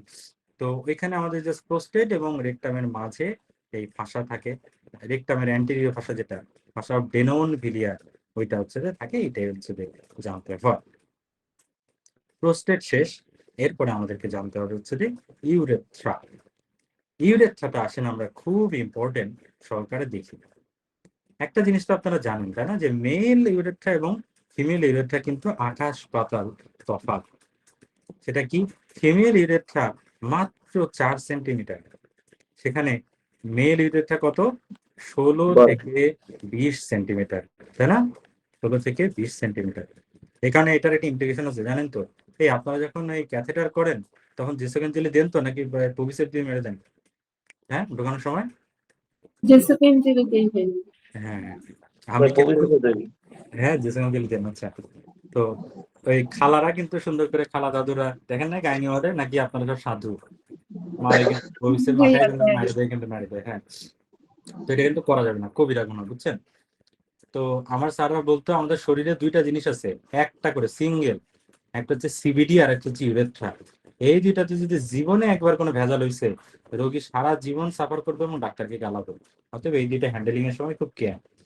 তো এই কারণে আমাদেরকে অবশ্যই জেসোকেন জেল দিয়েই আমাদের তারপরে ক্যাথেটা ঢুকাইতে হবে। জেসোকেন জেলে তো দুইটা ফাংশন, তাই না? লুব্রিকেশন এবং অ্যানাস্থেসিয়া। তো এই কারণে জেসোকেন জেল আপনারা কতটুক দেন, হ্যাঁ, ক্যাথেটা করার সময়?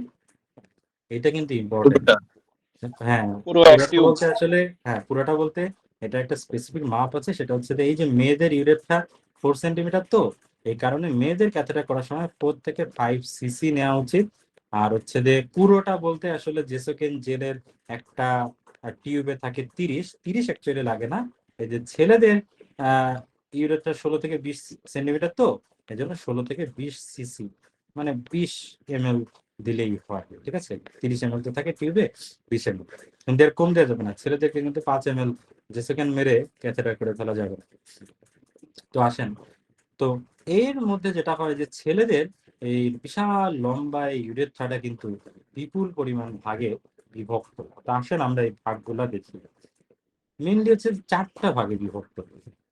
একটা কি, সেটা হচ্ছে এই যে ব্লাডার থেকে তো ইউরেথ্রাটা কেবল বেরোইলো, এই যে ব্লাডার থেকে কেবল ইউরেথ্রাটা বেরোচ্ছে, বেরোনোর পরপরই তার সাথে দেখা কার? প্রোস্টেটের। এই যে ব্লাডার থেকে বেরোইলো এবং প্রোস্টেটে এখনো ঢোকে নাই, এর মাঝখানে এই যে ছোট্ট একটু পার্ট, এই পার্টটাকে বলা হচ্ছে যে pre prostatic part of the urethra. মনে থাকবে, pre prostatic part of the urethra. এরপরে তারপরে তো আমাদের ইউরেথ্রাটা ঢুকে গেল প্রোস্টেটের মধ্যে, এটাকে বলা হচ্ছে যে prostatic part of the urethra. এই প্রোস্টেটিক পার্ট যেখানে শেষ, এরপরে হচ্ছে যে যেটা হয় যে আমাদের এখানে একটা পেরিনিয়াল মেমব্রেন থাকে, এবং এই পেরিনিয়াল মেমব্রেনের উপরে এইখানে আমাদের একটা মাসল থাকে, সেই মাসলটাকে আমরা বলি কি? স্ফিংটার ইউরেথ্রা, কিন্তু ইউরেথ্রাল স্ফিংটার। ঠিক আছে, তো এই মেমব্রেনের দুই লেয়ারের মধ্যে আমাদের এই স্ফিংটার ইউরেথ্রা থাকে এবং এইটার মাধ্যমে প্রস্রাবটা আমাদের কন্ট্রোল হয়। তো এইখানে দেখেন আমাদের একটা বিশাল ভেজাল আছে। সেই ভেজালটা হচ্ছে যে ছেলেদের এবং মেয়েদের ইউরেথ্রার মধ্যে কিন্তু একটা ফাংশনালি বিশাল একটা ইম্পর্টেন্ট ব্যাপার আছে। সেটা কি, মেয়েদের ইউরেথ্রা দিয়ে সারা জীবন শুধু ইউরিনই যায়, তাই না? একটা জিনিস যায়। আর ছেলেদের ইউরেথ্রা দিয়ে কিন্তু দুইটা জিনিস যায়। অধিকাংশ সময় ইউরিন যায়, মাঝে মাঝে সিমেন যায়। তো যখনই কোনো একটা রাস্তা দিয়ে দুইটা জিনিস যাবে, সেখানে অবধারিতভাবে কোনো একটা ট্রাফিক কন্ট্রোল সিস্টেম রাখতে হবে, তাই না? এই যেমন আমাদের গলার মধ্যে মাঝে মাঝে বাতাস যায়, মাঝে মাঝে খাবার যায়, এপিগ্লটিস থাকে, ঢেকে রাখে যখন তখন খাবার ওই দিক দিয়ে গলায় সুন্দর করে গলার মধ্যে চলে যায়। তো এই ভেজালটা সামলানোর জন্য আল্লাহ তাআলা এখানে একটা ট্রাফিক কন্ট্রোল সিস্টেম দিচ্ছেন, বুঝছেন? সেটা কি? সেটা হচ্ছে যে ছেলেদের এই যে সিমেন্ট যায় বললাম, ওই সিমেন্টটা কোন দিক দিয়ে যায় বলেন তো দেখি? এইরকম ভাবে যায় নাকি, তাই না? প্রোস্টেটের ভেদ করে যে ইজাকুলেটরি ডাক্ট আসে নাকি, তাই ঠিক কিনা ভাইয়া পুরা? হ্যাঁ জি ভাইয়া, হ্যাঁ। জি ভাইয়া, ঠিক। এইখানে দেখেন যে আপনার ধরেন মেয়েদের ক্ষেত্রে এই দিক দিয়ে ধরেন ইউরিন আসতেছে এরকম করে, হ্যাঁ, কিন্তু আপনি ইউরিনকে যাইতে দিবেন না। তখন কি করা যায়? আপনি সুন্দর করে ভলান্টারিলি আপনি ইউরেথ্রার এই যে স্ফিংটারটা টাইট মারলেন, সুন্দর করে ইউরিনটা আবার এখানে ফেরত চলে গেল। কিন্তু ধরেন এবার ছেলেদের ক্ষেত্রে এই দিক দিয়ে সিমেন আসতেছে, আপনি যদি এটা টাইট মারেন, ঘটনা কি হবে বলেন তো দেখি? হ্যাঁ, সিমেন্টটা চুই করে আবার জায়গা মতো ফেরত যাইতে পারে, কিন্তু অজায়গাতেও ফেরত যাইতে পারে না। কি মনে হয়? ব্লাডারের মধ্যে চলে যেতে পারে না? retrograde ejaculation. হ্যাঁ, কিন্তু এটা তো হয় না, হয় নাকি সবার? কেন হয় না জানেন?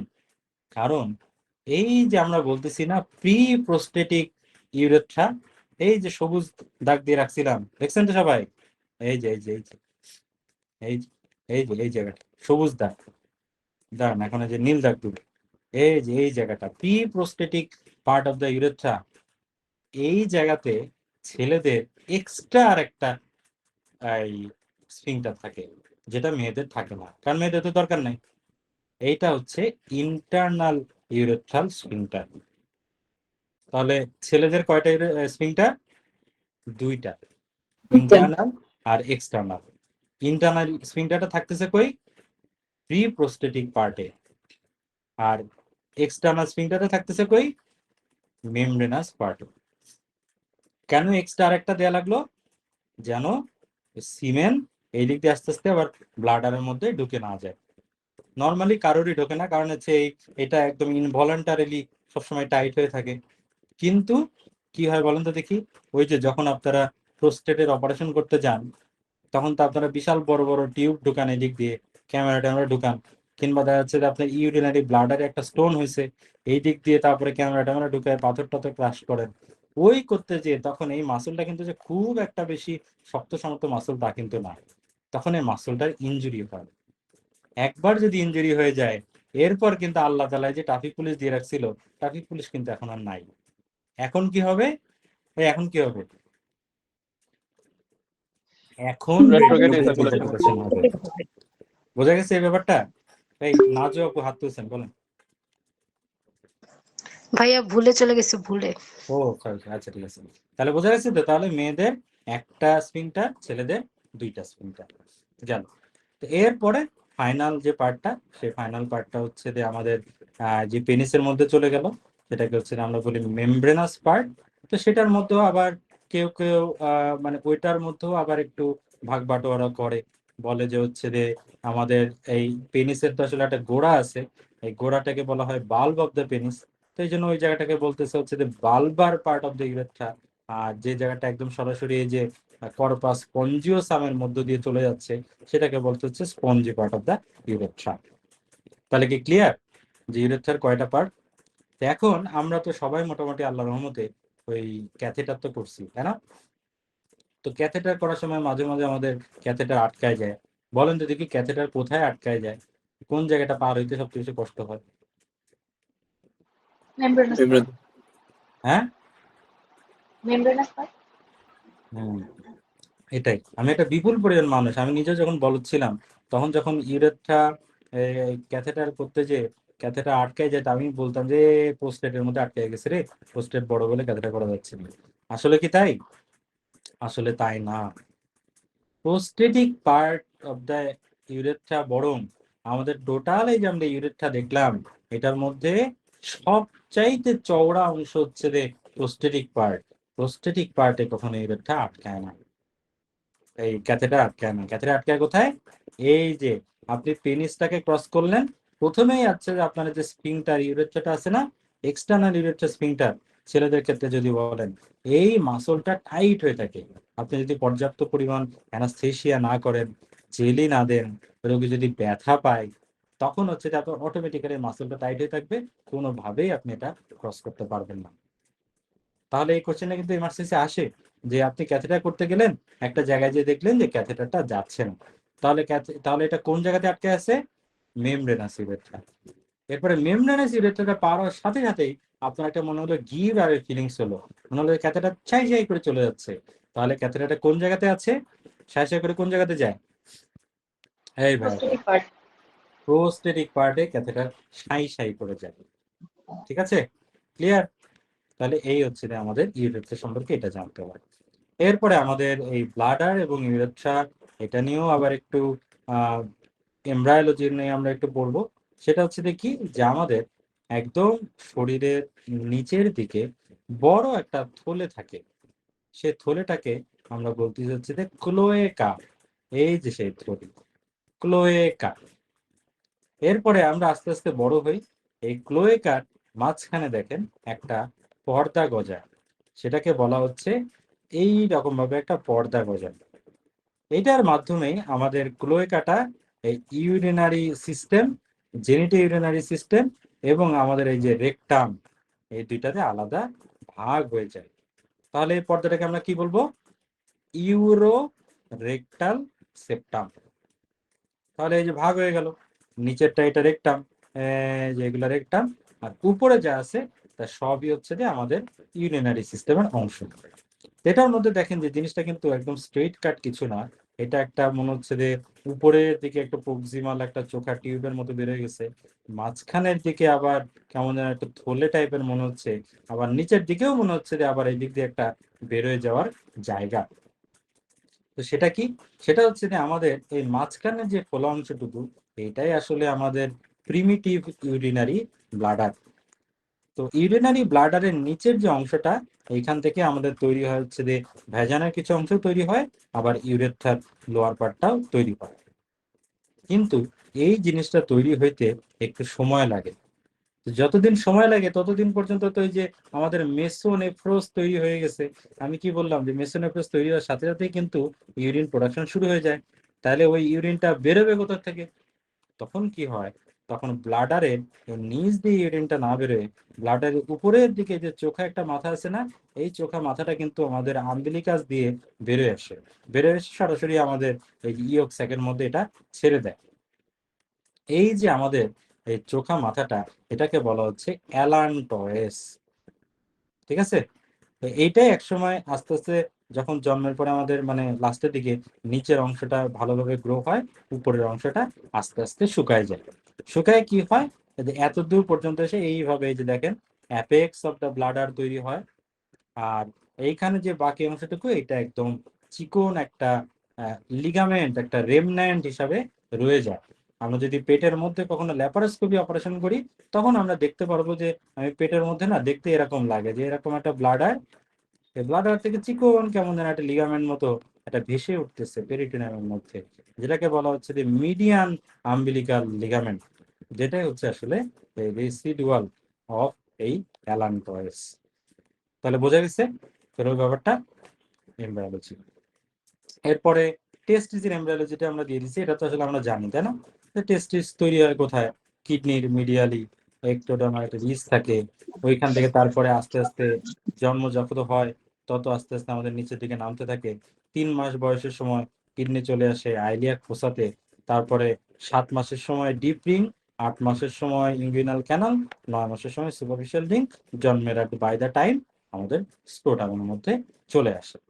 তো এখানে একটা ইস্যু আছে, সেটা হচ্ছে যে আমাদের এই যে চলে আসে এটাকে কে টেনে ধরে হচ্ছে যে কে টেনে ধরে গিভার্নাকুলাম টেস্টিস, তাই না? তো এইখানে একটা জিনিস দেখেন, একটা মজার বিষয় আছে, সেটা হচ্ছে এই যে বলছিলাম যে আমাদের এইটা যদি পেরিটোনিয়াম হয়, আমাদের টেস্টিস তো পেরিটোনিয়ামটাকে ছেদ করে নিচে নামার চেষ্টা করতেছে, তাই না? তখন প্রথমে কি হয়, প্রথমে কি ছিঁড়ে নিয়ে চলে আসতে পারবে? প্রথমে মনে হবে যেন এরকম একটু সে চাপ দিয়ে জিনিসটাকে একটু নামায় আনতেছে, এরপরে মনে হবে যে সে আরো একটু চাপ দিয়ে পেরিটোনিয়ামকে নামায় আনতেছে, তারপরে যখন সে আরো টান দেয় একসময় কি হয়, টুপুস করে এইটুকু অংশ ছিঁড়ে চলে আসে, ছিঁড়ে চলে যেয়ে মুখটা, এইটার মুখ এটার সাথে লেগে যায়, আর ওই যে ছিঁড়ে চলে আসা পেরিটোনিয়ামটা ওইটা হচ্ছে যে একসময় এটা চারপাশে পেঁচায় দিয়ে কি তৈরি করে, টিউনিকা ভ্যাজাইনালিস। Tunica vaginalis. তো আমাদের মাঝে মাঝে কারোর যতই টানাটানি করো, কেমন জানি ফেভিকল দিয়ে তৈরি হয় আমাদের এই পেরিটোনিয়ামটা, তখন কি হয় জানেন, তখন আমাদের এই যে টানতেছে কিন্তু আমাদের এখানে ছিটতেছে না, তখন মনে হবে যেন পেরিটোনিয়ামের একটা এক্সটেনশন রয়ে গেছে এটার মধ্যে, এটাকে তখন আমরা বলতেছি প্রসেসাস ভ্যাজাইনালিস, একটা প্রসেস। এবং প্রসেসাস ভ্যাজাইনালিসে যদি থাকে, তারপরেও জিনিসটা জন্মের পর এটা অবলিটারেটেড হয়ে যাওয়ার কথা, ঠিক আছে, তাই না? কারো ক্ষেত্রে আবার ওই অবলিটারেটেডও হয় না, তখন কি হয়, ছেড়েও নাই, জিনিসটা শুকায়ও নাই, তাহলে জিনিসটা কি হবে বলেন তো দেখি? তখন আপনার জন্মের পরে মনে হবে যে পেটের যে পেরিটোনিয়াম, এটার সাথে একটা কন্টিনিউয়াস একটা কমিউনিকেশন মেনটেন হচ্ছে, যে আমাদের যে স্ক্রোটাম এবং আমাদের এই পেরিটোনিয়াল ক্যাভিটির মধ্যে। তো পেরিটোনিয়াল ক্যাভিটির মধ্যে কি থাকে বলেন তো দেখি? কিছু কিন্তু পানি থাকে, পেরিটোনিয়ামের নিজস্ব একটা সিক্রেশন থাকে, পেরিটোনিয়াল ফ্লুইড অল্প কিছু থাকে, এবং এই স্ক্রোটামটা তো নিচে, তখন কি হবে, এই পেরিটোনিয়ামের যে গড়ায় পানিগুলা কিন্তু আমাদের স্ক্রোটামের মধ্যে ঢুকে যাবে, তখন কি হবে, কনজেনিটাল হার্ট তখন কিন্তু আমাদের এই যে কনজেনিটাল হাইড্রোসিল তৈরি হবে, এবং একই সাথে কি হতে পারে, হার্নিয়াও হইতে পারে। শুধু যে এই যে কমিউনিকেশন, এই কমিউনিকেশনটা দিয়ে যদি পানি আসে তাহলে হাইড্রোসিল, আর কমিউনিকেশন দিয়ে যদি নাড়ি ভুড়িও চলে আসে তাহলে হার্নিয়া। তাহলে বোঝা গেছে? তাহলে বাচ্চাদের কিন্তু আমাদের এই বয়স্কদের যখন হার্নিয়া হয় তখন আমরা অপারেশন করি হচ্ছে যে মেশ টেশ এইগুলা দিই, তাই না?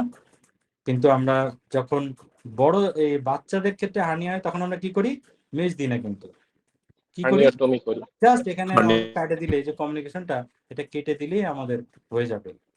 আবার আরো একটা আজব জিনিস দেখেন, যে বয়স্কদের যখন হাইড্রোসিল হয় তখন আমরা কাটি কই, এই যে স্ক্রোটামের এখানে আমরা ইনসিশন দিই, তাই না?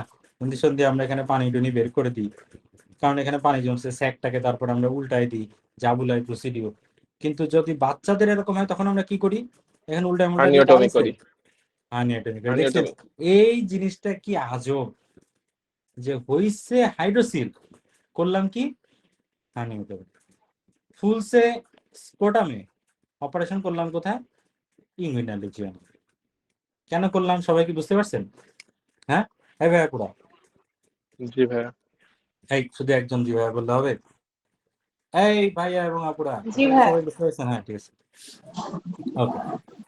তো এরপরে আমাদের আর থার্ড আরেকটা জিনিস আছে, সেটা হচ্ছে যে আমাদের এই যে একটোপিক টেস্টিস, আর আরেকটা হচ্ছে যে ক্রিপ্টো অর্কিডিজম। এটা নিয়ে একটু মাঝে মাঝে ভেজাল বাঁধে, যে আমাদের ধরেন একটা বাচ্চা, তার আপনি স্ক্রোটাম হাতাইলেন, হাতায় দেখলেন যে ওর মধ্যে কোনো টেস্টিস নাই, তার মানে এখন কোথায় টেস্টিস? এখন দুইটা ঘটনা কিন্তু হইতে পারে। একটা হচ্ছে যে টেস্টিস তার অরিজিনালি তার যে যাত্রাপথ কি, যে আইলিয়া খোসার পরে ডিপ রিং এর পরে আপনার ইনগুইনাল ক্যানালের পরে সুপারফিশিয়াল রিং, কিংবা তারপরে রুট অফ দ্য মানে এই এই যে স্ক্রোটামের উপরের দিকে প্রক্সিমাল পার্ট অফ স্ক্রোটাম, এই যে টোটাল তার যে পাথওয়ে, এই পাথওয়ের মধ্যেই কোনো একটা জায়গায় আটকায় গেছে, তখন কিন্তু আমরা বলতে পারি যে ইনকমপ্লিট ডিসেন্ডেন্ট অফ দ্য টেস্টিস। আসতেছে, লাইনেই আছে, কিন্তু মাঝখানে কোনো একটা জায়গায় আটকায় গেছে, এবং এই যে টেস্টিসটাকে পাওয়া যাচ্ছে না, এটাকে বলা হয় ক্রিপ্টো অর্গানিজম। কিন্তু আপনি টেস্টিস নাই, আপনি খুঁজতে যে দেখলেন যে সে এমন একটা জায়গায় আছে ওখানে থাকারই কথা না, ওটা তার কোনো যাত্রা পথের মধ্যেই পড়ে না। এই ফিমোরাল ট্রায়াঙ্গেল, এই ধরেন রুট অফ দ্য পেনিস, কিংবা ধরেন এই পেরিনিয়ামের মধ্যে চলে গেছে, এখানে কি থাকার কথা? হ্যাঁ, এখানে তো টেস্টিসে থাকার কথা না। তাহলে এটা হচ্ছে অ্যাবনর্মাল পজিশন, এটা হচ্ছে একটোপিক টেস্টিস। এই ব্যাপারটা কি সবাই বুঝতে পারছেন? হ্যাঁ, যে ইনকমপ্লিট ডিসেন্ডেন্ট মানে টেস্টিস নাই মানে যে ইনকমপ্লিট ডিসেন্ডেন্ট কিংবা একটোপিক টেস্টিস তা না। একটোপিক টেস্টিস হলে কি করতে হবে? একদমই তারা যাত্রা পথের বাইরে উল্টাপাল্টা কোনো একটা জায়গায় থাকলে তখন আমরা শুধুমাত্র একটোপিক টেস্টিস বলতে পারবো। কথা ক্লিয়ার নাকি ভেজাল আছে? এই সবাই ক্লিয়ার? ক্লিয়ার ভাইয়া। ওকে, ঠিক আছে। এই আব্দুল্লাহ তানভীর ভাই। আচ্ছা ভাইয়া, এক পাশে হলেই কি সেটাকে আমরা ক্রিপ্টোকারিজম বলবো, না সেটাকে জাস্ট আনডিসেন্টেড টেস্টিস বলবো? দুই পাশে হলে না ক্রিপ্টোকারিজম এর কিছু ছিল? আমি যতটুকু জানি এবং বুঝি, টেস্টিস যদি জায়গা মতো না থাকে তাহলে এটা ক্রিপ্টো অর্কিড যাবে, সেটা এক পাশে হোক আর দুই পাশে হোক, মানে আপনি যদি স্কোটামের মধ্যে না পান, বুঝছেন? আমি এটাই জানি, correct me if I am রং, ঠিক আছে? বাট আপনি যেহেতু ডাউট দিলেন, এই ডাউটটা আমাকে আবার ক্লিয়ার করে একটু ডাবল চেক, ঠিক আছে? কারণ এটার সাথে আপনাদের একটা নাম্বার জীবন মডেল সম্পর্কিত, ঠিক আছে? So I will double check and I will let you know in the messenger, ঠিক আছে? বাট আমি যতদূর জানি কোন এক পাশে না থাকলে সেটা ক্রিপ্টো অর্কিড। ওকে, তারপরে আমরা চলে যাচ্ছি প্রিয়া প্রিজম। তো প্রিয়া প্রিজম মানে কি?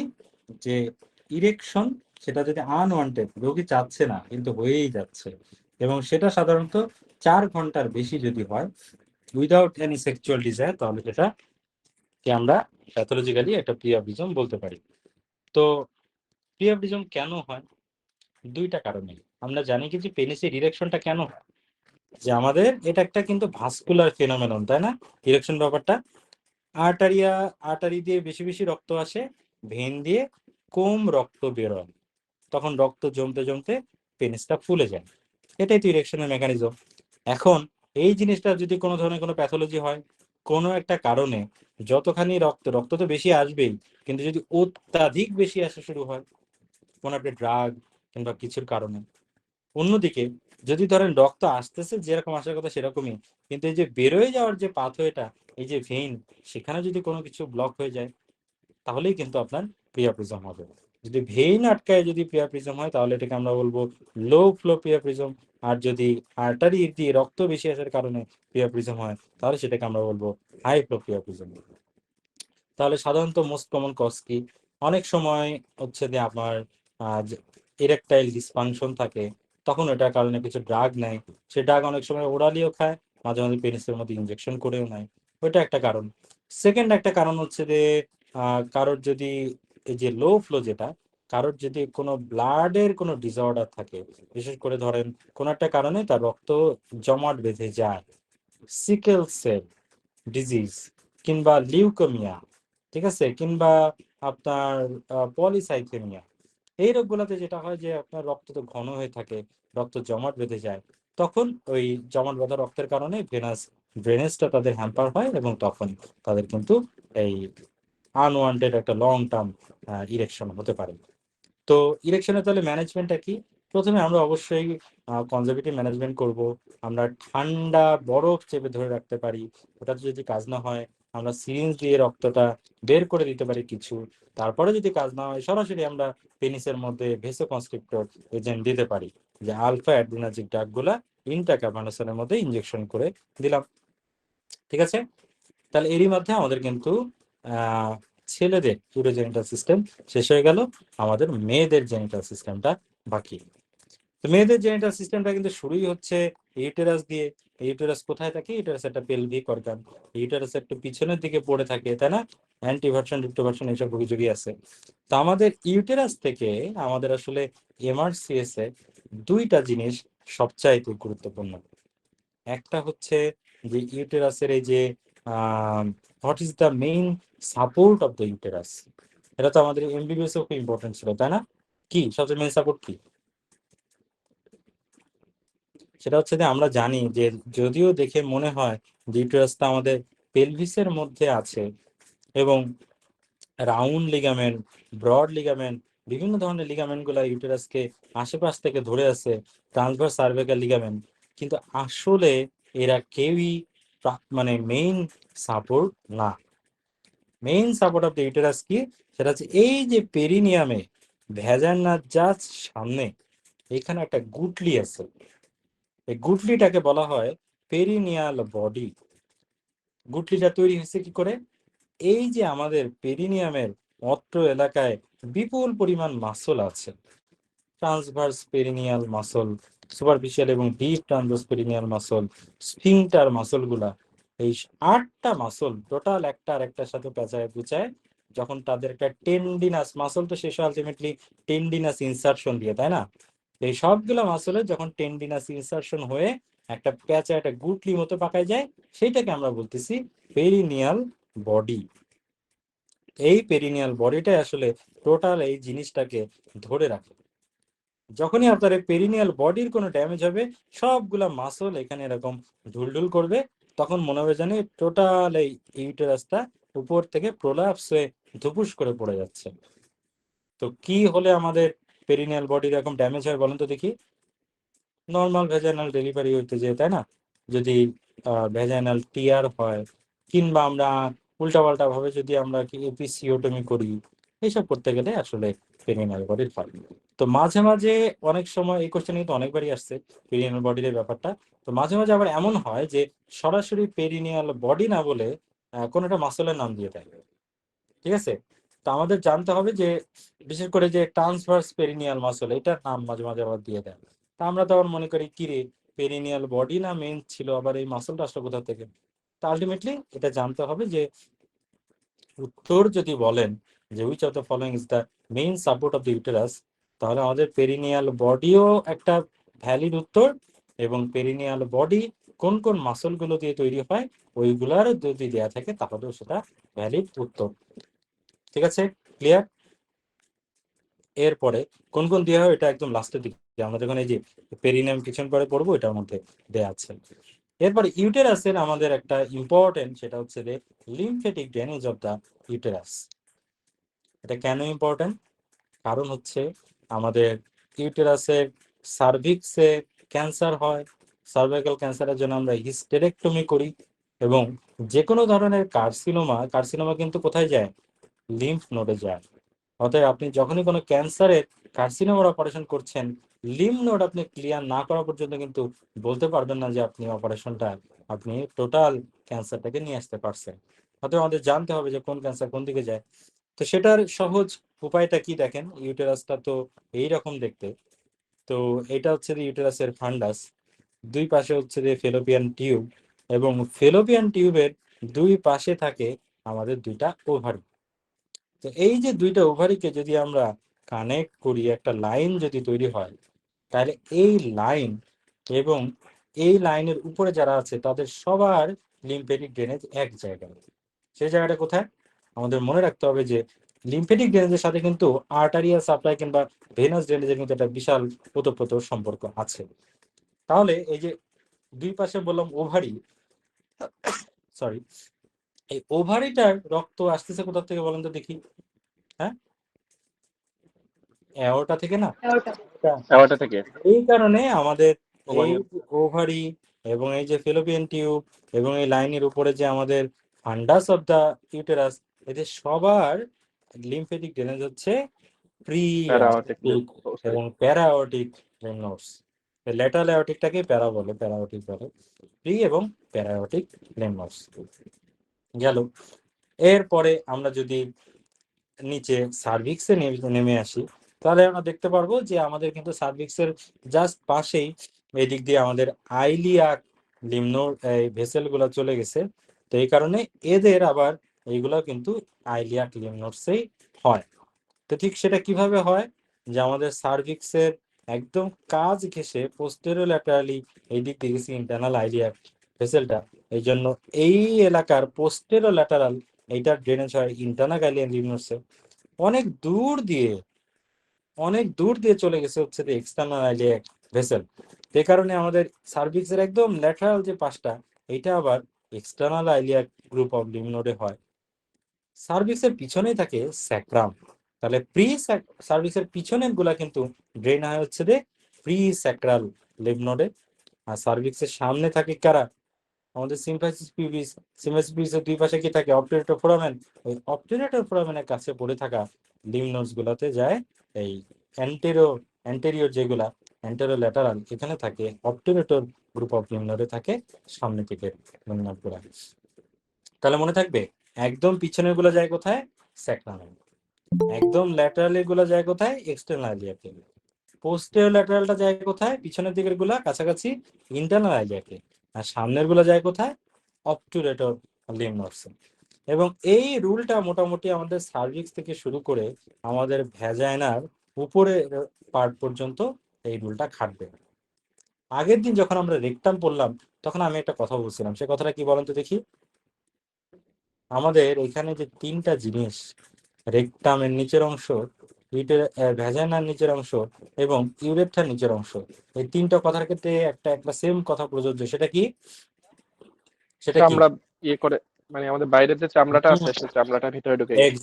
এক্স্যাক্টলি। এরা সবসময় মনে রাখতে হবে, এরা কিন্তু ভিতর থেকে আসে নাই। এদের তৈরি হচ্ছে, এদের জন্মটা হচ্ছে বাইরের চামড়া ভিতরের দিকে ফোল্ড হয়ে এদের জন্ম হয়েছে। এটা যদি আমরা মনে রাখি, তাহলে ওটাও আমাদের মনে থাকবে যে আমাদের উপরের সবার লিম্ফেটিক ড্রেনেজ কিন্তু পেটের মধ্যে, কারণ ওরা পেটের ভিতর থেকে আসছে। কিন্তু আমাদের নিচের যে একদম lower half of the vagina, এ কোথা থেকে আসছে? বাইরে থেকে। তাহলে এটার লিম্ফ নোড কোথায় ড্রেন হবে? বাইরে, পেরিনিয়ামের যেখানে যেখানে যায় সেখানে। তাহলে কোথায় যায় পেরিনিয়ামের গুলা? ইনগুইনাল লিম্ফ নোডে। অতএব এই কারণে আমাদের ভ্যাজাইনার সবচেয়ে নিচের গুলা যায় হচ্ছে যে সুপারফিশিয়াল ইনগুইনাল লিম্ফ নোডসে। তাহলে হয়ে গেল। এরপরে এতক্ষণ পর্যন্ত আপনাদের কি দম আছে? 10টা মিনিট কি দম আছে? ক্লাস কিন্তু 10 মিনিট, কিন্তু আগামী 10 মিনিট হচ্ছে সবচেয়ে ভেজাইল্লা 10 মিনিট। কেন? কারণ আমাদের মনে আছে যে অ্যাবডোমেন পড়তে যে আপনাদের সবচেয়ে কঠিন লাগতো কোনটা? আমার ভাই সবচেয়ে কঠিন লাগতো এই পেরিনিয়াম। টোটাল এমবিবিএস লাইফে আমি পেরিনিয়াম বুঝিই নাই, মনে হলো কিসের মধ্যে কি চলে গেল। পেরিনিয়ামটা আমি ক্লিয়ার হয়েছি এই পোস্ট গ্রাজুয়েশন জন্য প্রিপারেশন করতে গেছি। এই পেরিনিয়াম কি সহজ নাকি? আপনাদের কাছে সহজ নাকি আমি একাই বলো? কি রে ভাই? না, অনেক কঠিন। আরে ভাই, পেরিনিয়াম খুব কঠিন, সব মিলেমিশে একা কাপড়, তাই না? এই জন্য আসেন আমরা, আসলে পেরিনিয়াম সহজ। কিভাবে কি আমাদের একটু রিভার্স অ্যাঙ্গেলে চিন্তা করতে হয়, তো এই জন্য একটু আমাদের পেঁচাই যায়। তো আসেন আমরা আগামী 10 মিনিট একটু পারবেন না ঠান্ডা মাথায় একটু একটু ইয়ে দিতে পারবেন? 11টা 20 বাজে, 11টা 30-35-এর মধ্যে আজকে আমাদের ক্লাস শেষ। আসেন, পেরিনিয়াম আসলে কি? পেরিনিয়াম হচ্ছে যে আমি যদি একটা মানুষকে এই যে ছবির মতো পা ফাঁক করে শোয়ায় রাখি, তাহলে আমাদের মুখের দিকে যে জিনিসটা তাক করে আছে সেটা হচ্ছে পেরিনিয়াম। আর আপনি যদি একদম স্পেসিফিক ভাবে বলতে যান, তাহলে বলতে হবে যে একদম আপনার সামনের দিকে যদি একটা পয়েন্ট ধরেন, সিম্ফাইসিস পিউবিস পালপেবল, পিছনের দিকে যদি একটা পয়েন্ট ধরেন, সেটা হচ্ছে আপনার ককটিক্সের মাথা, আর দুই পাশে যদি আপনি দুইটা পয়েন্ট ধরেন, যে পালপেবল ইসচিয়াল টিউবারোসিটি, এরপরে যদি আপনি এই লাইন, এই পয়েন্টগুলোকে যোগ করেন, তাহলে একটা চতুর্ভুজ তৈরি হয়। এই চতুর্ভুজের মধ্যে যে বা যাহারা আছে তাই পেরিনিয়াম। বোঝা গেছে ব্যাপারটা?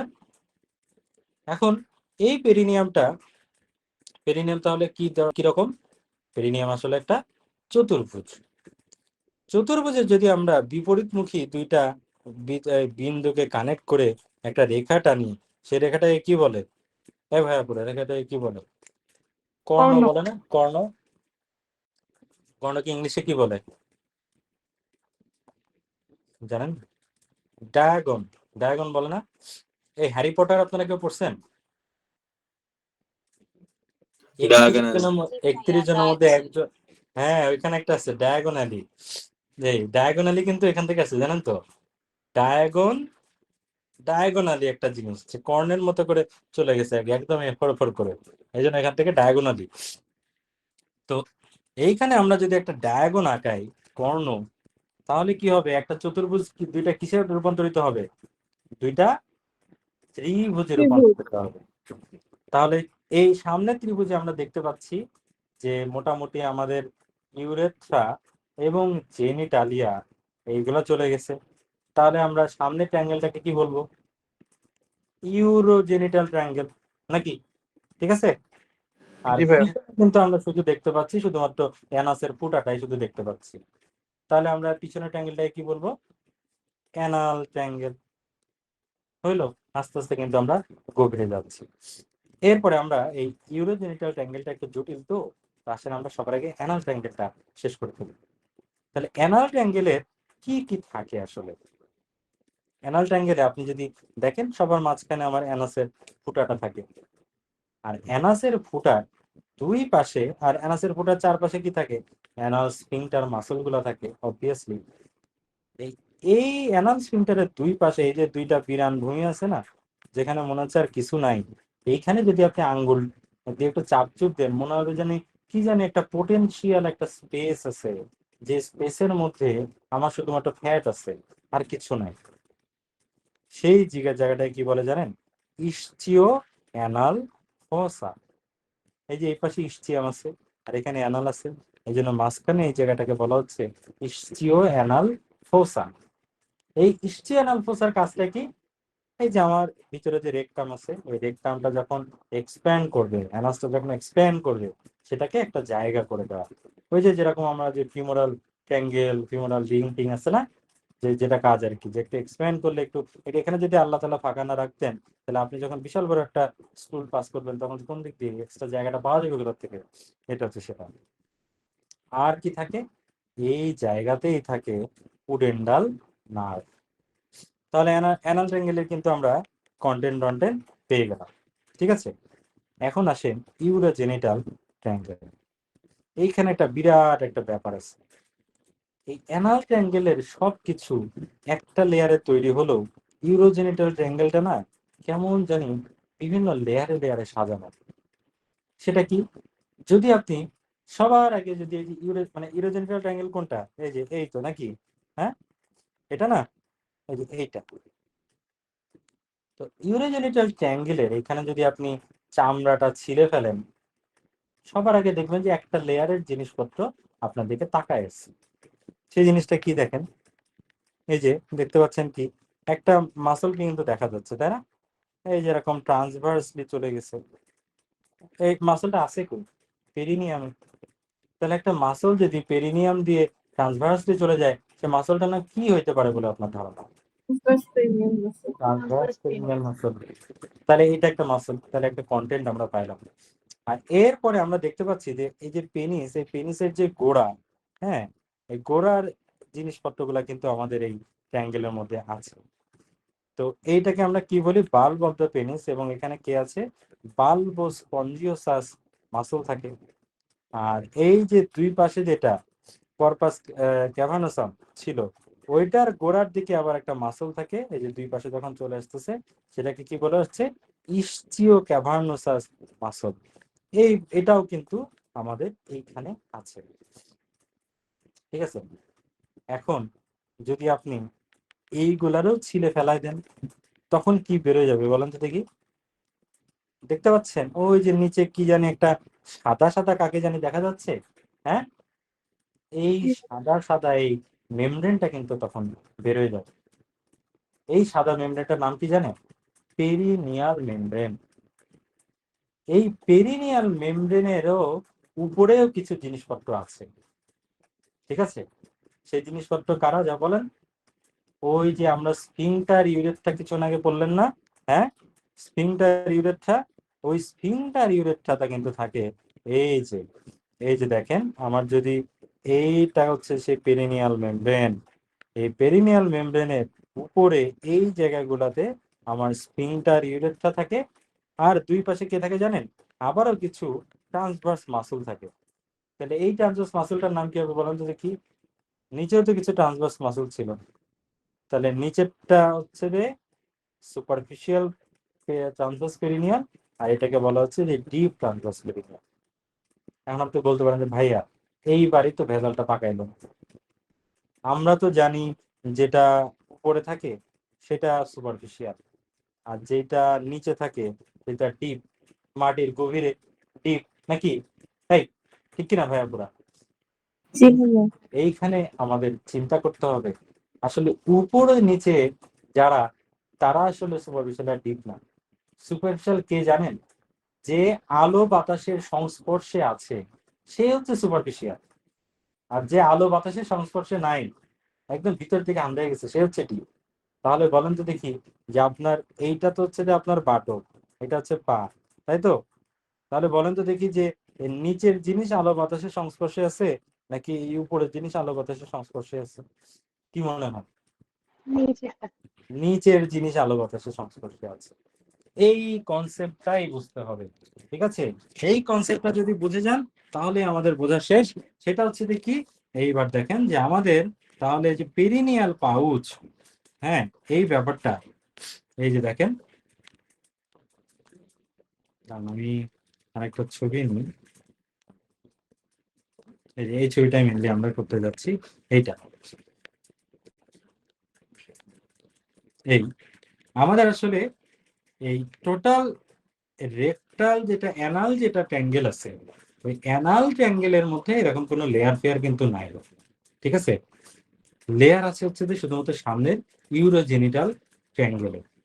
মনে রাখতে হবে যে এই ইউরোজেনিটাল ট্যাঙ্গেলের এই যে টোটাল যে স্পেসটা, এটা যদি আপনি ক্রস সেকশনে দেখেন তাহলে আপনার কাছে মনে হবে টোটাল জায়গাটা হচ্ছে এই যে এইরকম একটা জিনিস।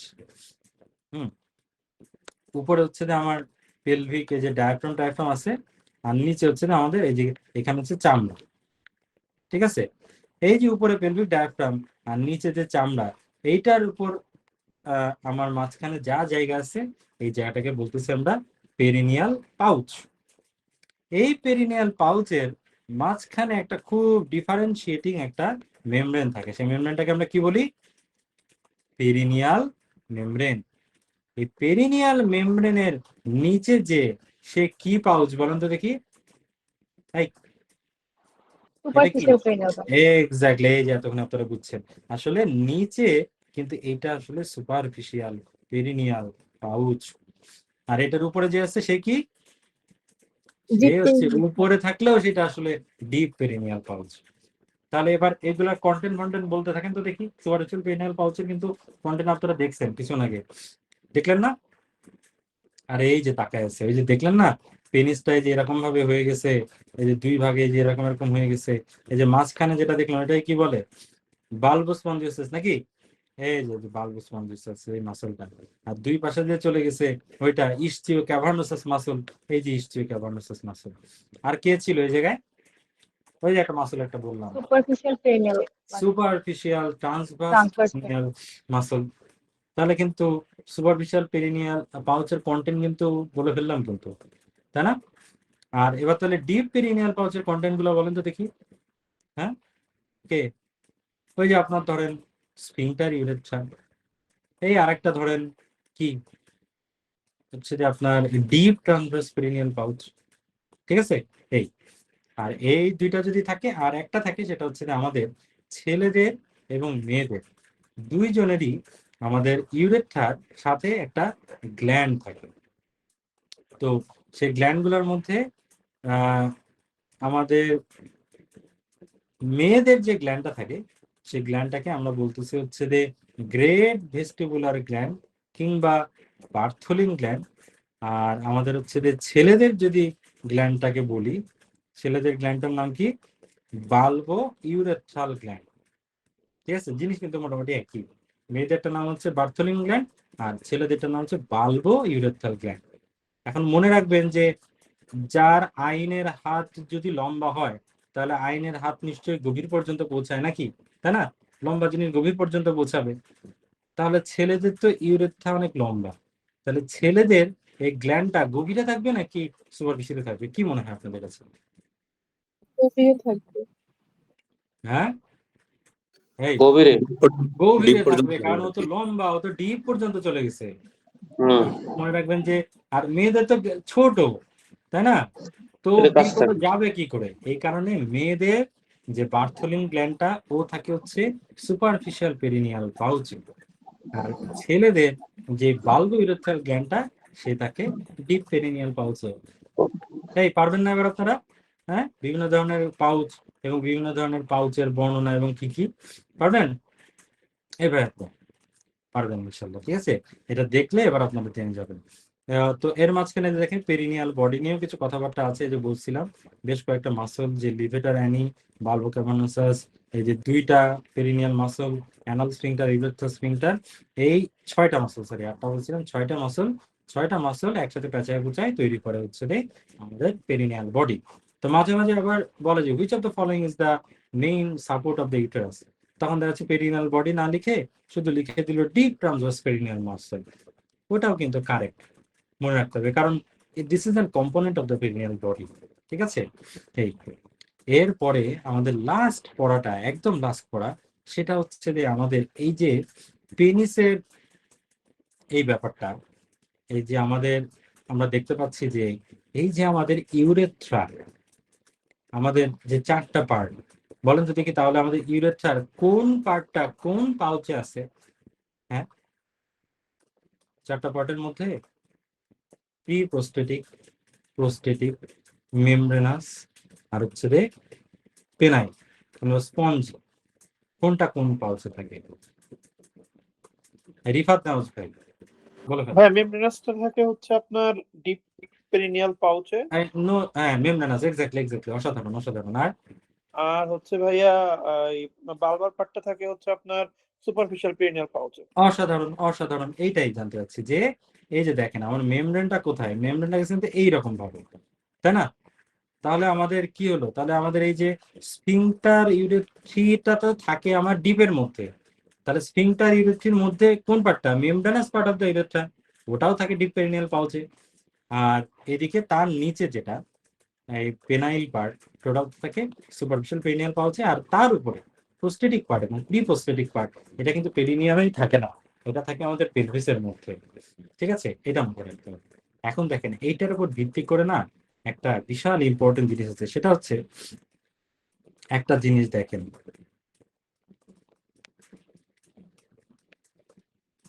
সেটা হচ্ছে আমাদের এই যে ধরেন পেরিনিয়াল মেমব্রেন, এই যে আমার পেরিনিয়াল মেমব্রেন, এটা কিন্তু একটা খুব টাফ একটা স্ট্রাকচার, এবং এটা একটা কন্টিনিউয়াস একটা মেমব্রেন, যেটা এই দিকে আপনার ওই যে পিউবিক সিম্পাসিসের সাথে লেগে আছে, আর এদিকে পিছনের দিকে যে কন্টিনিউয়াসলি সে যে রেকটামের সাথেটাতে যে মিলিত হয়ে যায়। এখন এইটা কিন্তু একদম লিক প্রুফ একটা জায়গা, বুঝছেন? কিন্তু এইটার নিচে যে সুপারফিশিয়াল পেরিনিয়াল পাউচ, এই জায়গাটা খেয়াল করছেন? একটা জিনিস খেয়াল করছেন যে সুপারফিশিয়াল পেরিনিয়াল পাউচ বেশ মুক্ত একটা জায়গা। এই যে সুপারফিশিয়াল পেরিনিয়াল পাউচে শুধু আমাদের এইখানেই অবস্থিত তা না, সুপারফিশিয়াল পেরিনিয়াল পাউচের সাথে অ্যাবডোমেন যে একটা ওপেন একটা কমিউনিকেশন, এটা খেয়াল করছেন সবাই? হ্যাঁ, আবার এইদিকে যে একদম পেরিনিয়ামের দিকে এতদূর পর্যন্ত চলে যাচ্ছে, এটা কি কেউ খেয়াল করছেন? হ্যাঁ, এই কারণে একটা জিনিস হয়, সেটা হচ্ছে ইউরেথ্রাল ইনজুরি হয় না? ইউরেথ্রাল ইনজুরি হয়ে যদি ধরেন এই যে কারোর এই যে Balbir part of the urethra, কিংবা ধরেন আমার penile part of the urethra থেকে একটা বাড়ি খাইলো এবং এখানে ইউরেথ্রাল ইনজুরি হইল, এরপরে যদি এখন কেউ প্রস্রাব করে, হিসু করে, তখন কি হবে? এখানে তো ইউরেথ্রা ছিঁড়ে গেছে, তাহলে তো এদিক দিয়ে ইউরিনটা এবার লিক করবে, লিক করে এবার কি হবে বলেন তো দেখি? প্রথমে ইউরিন এখানে জমবে, এখানে জমতে জমতে দেখেন একটা জিনিস খেয়াল করছেন যে এইখানে কিন্তু আমার এই যে স্ক্রোটামের সাথেও কিন্তু একটা কমিউনিকেশন আছে, খেয়াল করছেন? শুধু ছবিটা সবাই একটু খেয়াল করেন, দেখেন আপনি যদি যে হলুদ লেয়ারটার দিকে তাকান কেউ, আমি যে দেখেন আমি লাল কালি দিয়ে কন্টিনিউয়াস একটা লাল দাগ টেনে যাব, খেয়াল করেন হলুদ, দেখেন এই যে আমার অ্যান্টেরিয়র অ্যাবডোমিনাল ওয়ালের এই যে সাবকিউটেনিয়াস টিস্যু, এই যে এটা এরকম আস্তে আস্তে কিন্তু পেনিসের মধ্যে চলে গেছে। এবারে এসে এই দিক দিয়ে দেখেন পেনিসের এই যে নিচ দিয়ে কমিউনিকেশন হয়ে, তারপরে এই যে স্ক্রোটাম হয়ে, তারপরে এই যে স্ক্রোটাম হয়ে এই যে চলে গেল, চলে যে স্ক্রোটাম হয়ে সে কিন্তু এর আমাদের এরকম পেরিনিয়ামের মধ্যে চলে গেল। খেয়াল করছেন এটা একটা কন্টিনিউয়াস প্লেন, এখানে কোনো ধরনের কোনো বাধা ধরা নেই।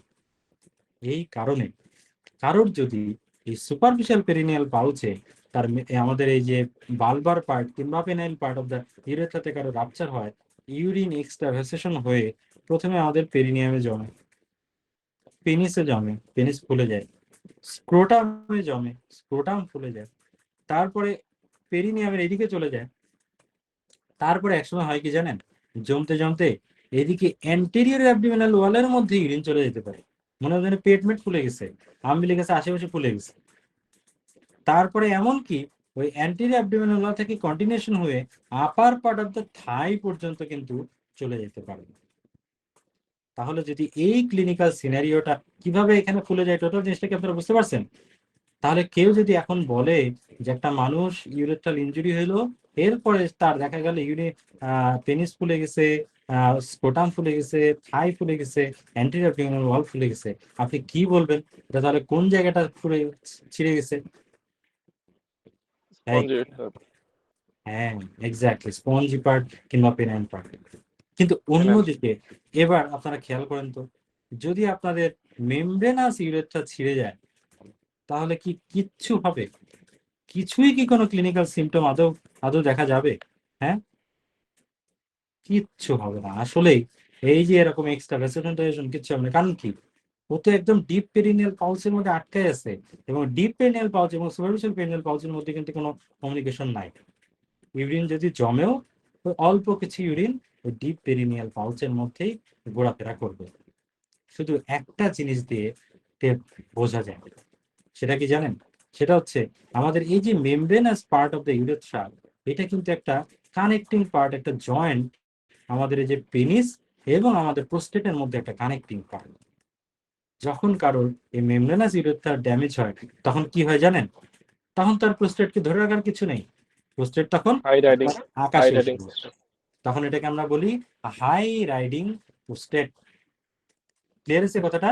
হ্যাঁ, তাহলে আপনারা হাই রাইডিং প্রোস্টেট থাকলে কোন পার্ট ইউরেথ্রা ইনজুরি হয়েছে এবং এই যে এক্সট্রাভাসেটেড ইউরিন থায়ে চলে গেলে, অ্যাবডোমিনে চলে গেলে কোন পাশে রয়েছে, এটাকে আপনারা এখন বলতে পারবেন না?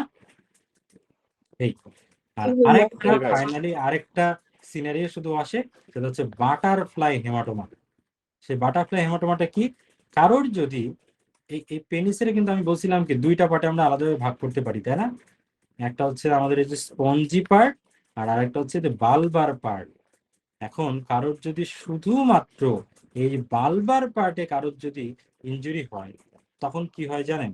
এইখানে যে রক্তপাত যেগুলো হয়েছে এগুলা হয়ে এই পেরিনিয়ামে জমতে থাকে। এখানে তো রেকটাম আছে, এই পেরিনিয়ামের এই বাটকেও চলে যায়, এই বাটকেও চলে যায়, যে এই যে দেখছেন? হ্যাঁ, এটা হচ্ছে আমার ধরেন অ্যানাস, ইনজুরি হয়েছে আসলে এইখান থেকে রক্ত গড়াতে এরকম ভাবে রক্ত গড়ায়, আবার অ্যানাসের কাছে সেখানে একটু কার্ভ করে আবার এরকম ভাবে গড়ায়। দেখছেন এটা প্রজাপতির মতো হয়েছে না? হ্যাঁ, এই আবার এইদিকে আবার কোনো সময় রেকটামের এদিকে নয়, আবার মাঝে মাঝে এরকমও হয়, আবার এদিকে চিকন হয়ে আবার এইদিকেও আসে। দুইভাবে একটা প্রজাপতি আঁকানো যায়। হইলো প্রজাপতির ডানা কি হইলো? এই ভাইয়া, এই যে এই জন্য এটাকে বলা হচ্ছে যে বাটারফ্লাই হেমাটোমা। তাহলে বাটারফ্লাই হেমাটোমা তাহলে কিসের প্যাথোজেনিক সাইন? হ্যাঁ, কোন জায়গায় ইনজুরি হয়েছে? হ্যাঁ, বালবার। তাহলে ইউরেথ্রা আপনার distal to the perineal membrane কিংবা ইউরোনেজেন্টাল ডায়াফ্রাম, কিন্তু প্রক্সিমাল টু দা পেনিস। এই যে পেনিসের এখানে ফাঁসা থাকে না, বাক্স ফাঁসা, এইটার প্রক্সিমালি গেছে। তার মানে এক্স্যাক্টলি এই জায়গাতে ইনজুরি হইলেই শুধুমাত্র তখন বাটারফ্লাই হেমাটোমা হবে। ঠিক আছে, ক্লিয়ার? ওকে, তাহলে এরই মাধ্যমে কিন্তু আমাদের অ্যাবডোমিনের বিশাল বড় শেষ হয়ে গেল। আপনাদের একটু কষ্ট হইলো, 3 দিন ক্লাস করা লাগলো, আমারও একটু কষ্ট হইলো, কিন্তু ভালো হইলো, তাই না? আমরা একটু সময় নিয়ে পড়তে পারলাম। তো তারপরে হচ্ছে যে আমাদের ডিস্টাল টু কি বললেন? ডিস্টাল টু হচ্ছে আমাদের ইউরোজেনিটাল ডায়াফ্রাম কিংবা পেরিনিয়াল মেমব্রেন, দুইটাই। ইউরোজেনিটাল ডায়াফ্রামের নিচেই তো পেরিনিয়াল মেমব্রেন থাকে। ওই যে লিভেটার অ্যানাই মাসল টাসল মিলে পেলভিক ডায়াফ্রাম তৈরি করে না, পেলভিক ডায়াফ্রাম তৈরি করে। এই পেলভিক ডায়াফ্রামের নিচে থাকে হচ্ছে যে আমাদের পেরিনিয়াল মেমব্রেন, যেটা হচ্ছে যে আমাদের ডিপ পেরিনিয়াল পাউচের বর্ডার। ওই পেরিনিয়াল মেমব্রেনের নিচে হইতে হবে, কিন্তু পেনিসের যে বাক্স ভাষা থাকে এটার উপরে, জাস্ট এই জায়গায় হতে হবে। ডিসটাল থিটা urogenital diaphragm outside of the বাক্স ভাষা। ঠিক আছে, তাহলে এই তো আমাদের এইখানে দেখবেন যে আমরা এবার সেকেন্ড এডিশনে একটা এক্সট্রা জিনিস করছি, সেটা হচ্ছে যে যদিও এটা আমাদের নিজেদের বানানো না, credit should be due, credit should be given where it is due. Umami note নামে একটা নোট পাওয়া যায়, তো সেটা হচ্ছে জনৈক মিশরিয়ান, সে হচ্ছে যে যেগুলা এমআরসিএস এর পরীক্ষাতে খুব বেশি বেশি আসে, এরকম অনেকগুলা তথ্য নিয়ে সে একটা কালেকশন বানাইছিল।